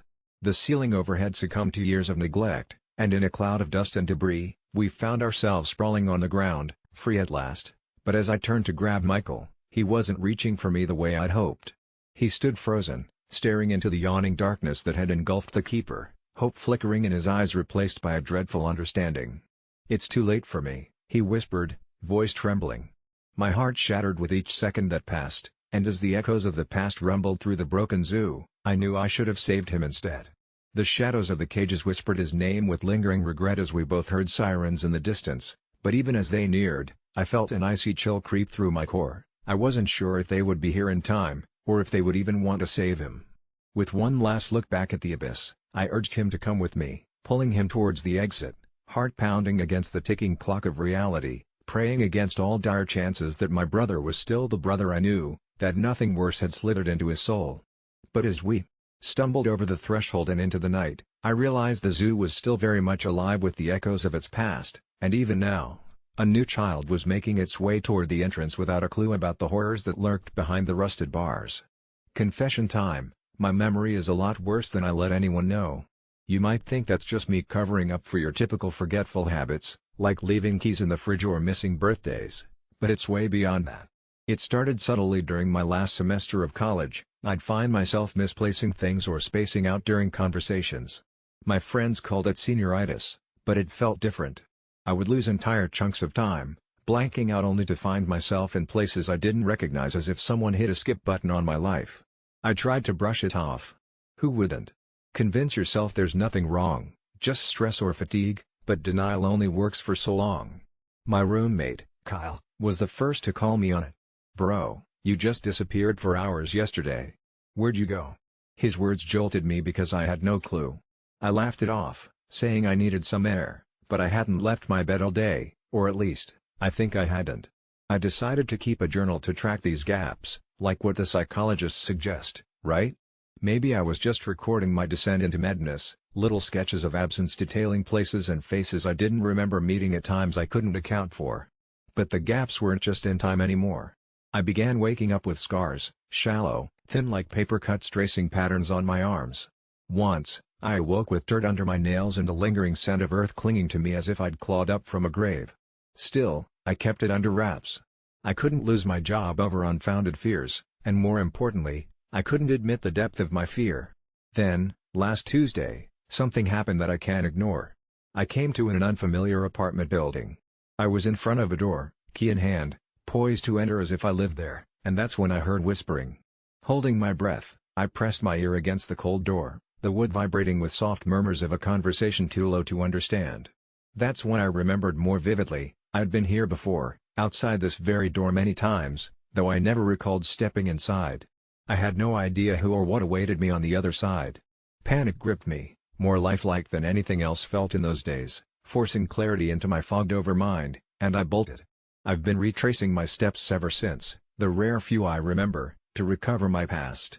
Kyle noticed the anxiety shadowing me as if I'd been marked by something unseen.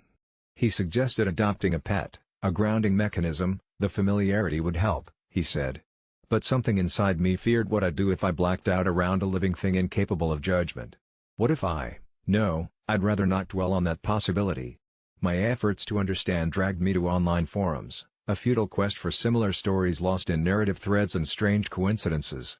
I found a post by a user, Shadow Skip, detailing their own experiences, eerily similar to mine, down to location-specific incidents. Without overthinking, I messaged them. We needed to connect, share our puzzle pieces. Their response chilled me. We shouldn't meet. It'll make it worse. They always find you when you remember. I never sleep peacefully now, and the new scars seeping red are hard to dismiss. I think I'm unraveling. I got an email from a stranger yesterday. No subject, just a link. I hesitated, hovered over the link, and finally clicked. A live feed, grainy and dark, like old security footage. My heart stopped as I saw someone entering the apartment from my vision, a figure clothed in shadow, but as they turned to the camera, even in the blur, it was unmistakably me. Monday's just around the corner, and I dread waking up in front of that door again. I've stopped journaling, abandoned all narratives of then and now, trying only to survive where reality and forgetfulness blur with each breath. Maybe this is my confession, or a cry for help, or a simple warning: beware the memory gaps. And if you ever hear whispering outside a door you don't remember, don't enter. For now, I'll keep pretending, hoping this message reaches someone before it's too late, just like it was for Shadow Skip. Owning a motel was never on my bucket list, but when my uncle mysteriously passed and left me the keys to the Sunset Serenity Motel, I didn't have much of a choice. I was hoping for a fresh start after a messy divorce, and somewhere halfway between Tucson and nowhere seemed perfect. My first impression was nothing special: a faded neon sign buzzing sporadically, cracked asphalt, and a lobby that smelled faintly of pine sol and desperation. But there was something oddly charming about the place, so I decided to give it a shot. The first few nights were uneventful, with barely any guests trickling in.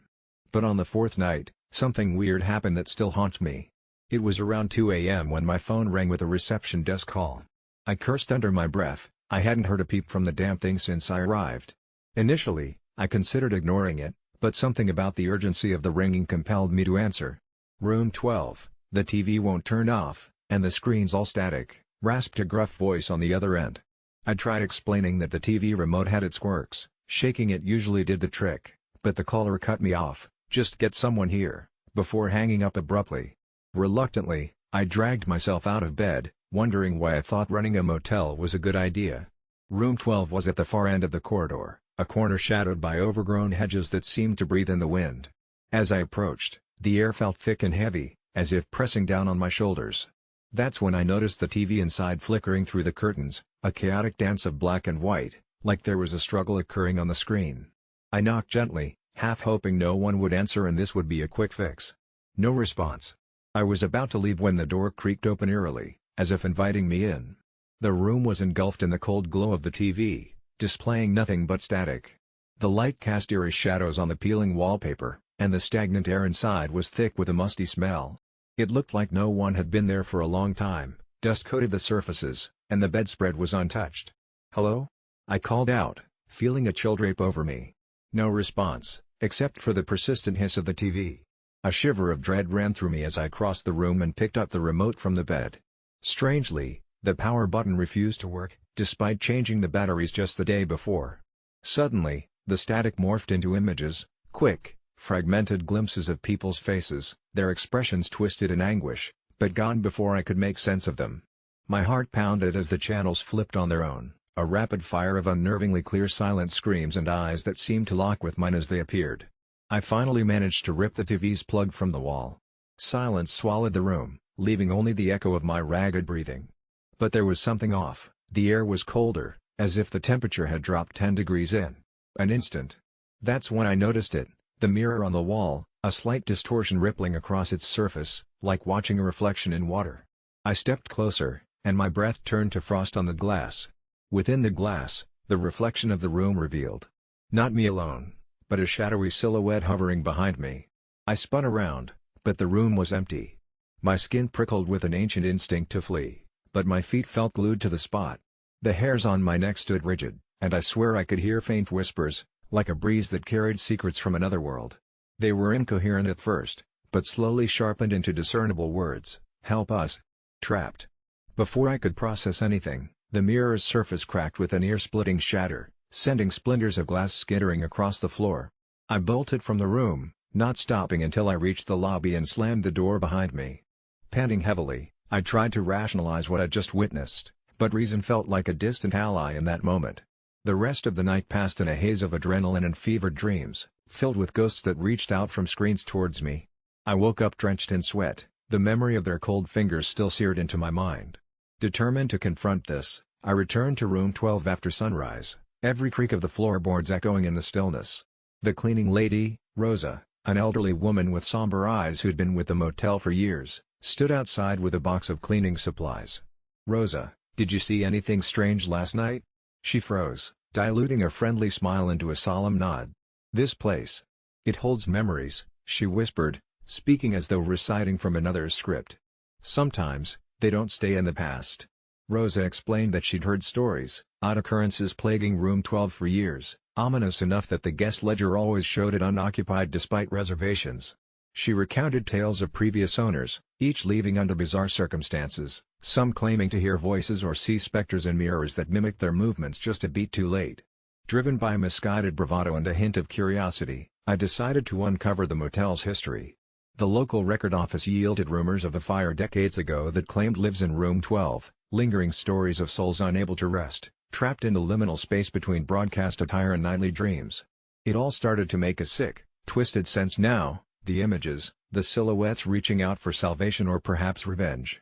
As I stood there, piecing together the fragmented legacy of terror, a sense of duty settled within me. The motel, the secrets it guarded, was now mine to bear. Armed with the unsettling truth, I returned to room 12 equipped with an old family heirloom, a silver locket my grandmother swore had protective properties. I whispered words of farewell, hoping to provide some measure of peace. As I placed the locket beneath the bed like an offering, there was a moment of stillness, as if the building exhaled, and then a warm light enveloped the room, softening its edges. The air grew lighter, the reflections steady and true. I stayed until I felt a strange calm. That night, the TV stayed off, and dreams, if they came, passed unnoticed. I knew this was not an ending but a temporary ceasefire, because old motels like this one never really shed their secrets, they only share them with someone who listens. When I first got locked up, I thought I'd learn a lot about life, but nothing could prepare me for what lay behind the rusted iron door of cell 113, where strange sounds crawled through the walls like rats in the night, and the hair on the back of my neck stood up as if there were eyes boring into me. They said that cell 113 had a reputation, a rumor echoed through the cries of despair that we, incarcerated souls, shared in our whispered conversations, a tale of changes that broke the laws of nature itself. I was an outsider, a temporary prisoner sentenced for petty theft, but there was something about the atmosphere in the dimly lit prison that beckoned me to explore the enigma that was cell 113. My cellmate, Gomez, warned me not to ask questions, his voice trembling under the weight of unshed tears, recounting how former occupants had gone mad, their laughter echoing through the hallways as if they could hear something we couldn't, something sinister. Eager to uncover the truth, I began to investigate during the long, sleepless nights, the walls of my own cell feeling warped and twisted as I laid awake, listening to the faint, unsettling murmurings that seemed to seep through the cold concrete. It wasn't until the dark, moonless night of the equinox when I finally made my move, slipping out of my cell under the pretense of a late-night bathroom break, my heart pounding like a war drum as I crept toward the crumbling door that separated us from the mysteries of number 113.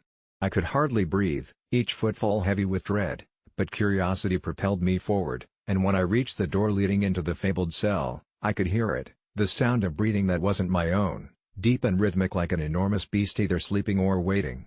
Mustering every ounce of bravery, I pushed the door open. It creaked ominously, revealing the pitch-black abyss behind it, and as I stepped inside, the air thickened, electrifying my senses as if I had crossed some unseen threshold.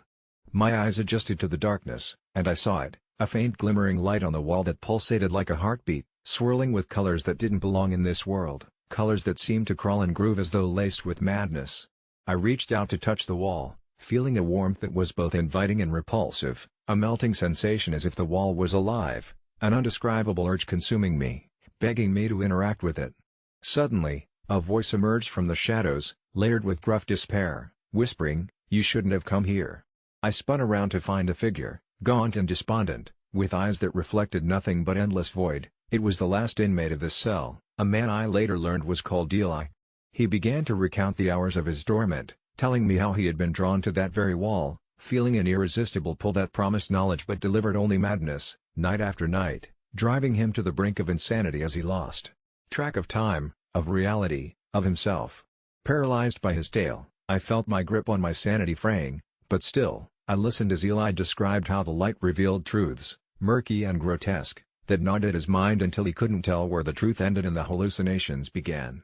He was the only one left, the others either disappearing into thin air or returning as hollow shells of the individuals they once were. They called themselves the Blessed, having encountered the aberration, but Eli was more connected to it than any of them, ensnared in a nightmarish relationship that promised to deliver but only stripped away his humanity. Then, in a feverish panic, Eli lunged toward the wall as if drawn by a force invisible, and I knew I had to flee. His screams echoed through the silence, ripping apart the very fabric of reality as the color withdrew from his body, leaving nothing behind. Eli had become a part of the wall. I staggered back, crashing into the heavy door, fighting against the impulse to approach the glowing surface. Whatever lay beyond was a curse disguised as a blessing, and I felt the darkness cresting at my feet, clawing its way to my legs as I desperately lunged back through the door.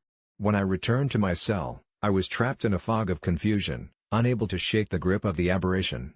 Days passed, or hours, I couldn't tell. The pull of cell 113 tugged at my spirit like an echo of forgotten memories, and when the guards moved through the halls, I could see them eyeing me, as if somehow aware of the darkness that whispered my name in the dead of night.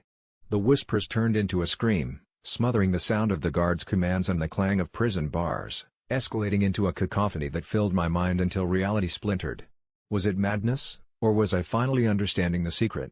Finally driven to confess, I stood before the warden, my throat dry and trembling as I detailed what I'd seen, how I feared the very foundation of our world was crumbling. Yet as the last words left my lips, the warden's smile shifted, not one of assurance, but something darker, something knowing. "Ah, cell 113, he said, a knowing glint in his eye. "It's not the cell you need to worry about, it's you." I was dragged back, a prisoner now in a prison of my own making, the others whispering behind their walls, waiting for the moment I would lose myself as Eli did. At that point, I realized I was already lost, for the aberration had seeped into my brain, and every breath I took was a prayer for release. Yet deeper into the abyss, I fell, the colors of madness swirling around me as I anticipated the moment when I finally joined those who had come before me, forever bound to the horrors of cell 113, an oddity in its existence, an aberration in our understanding of reality itself, never to be seen or heard from again.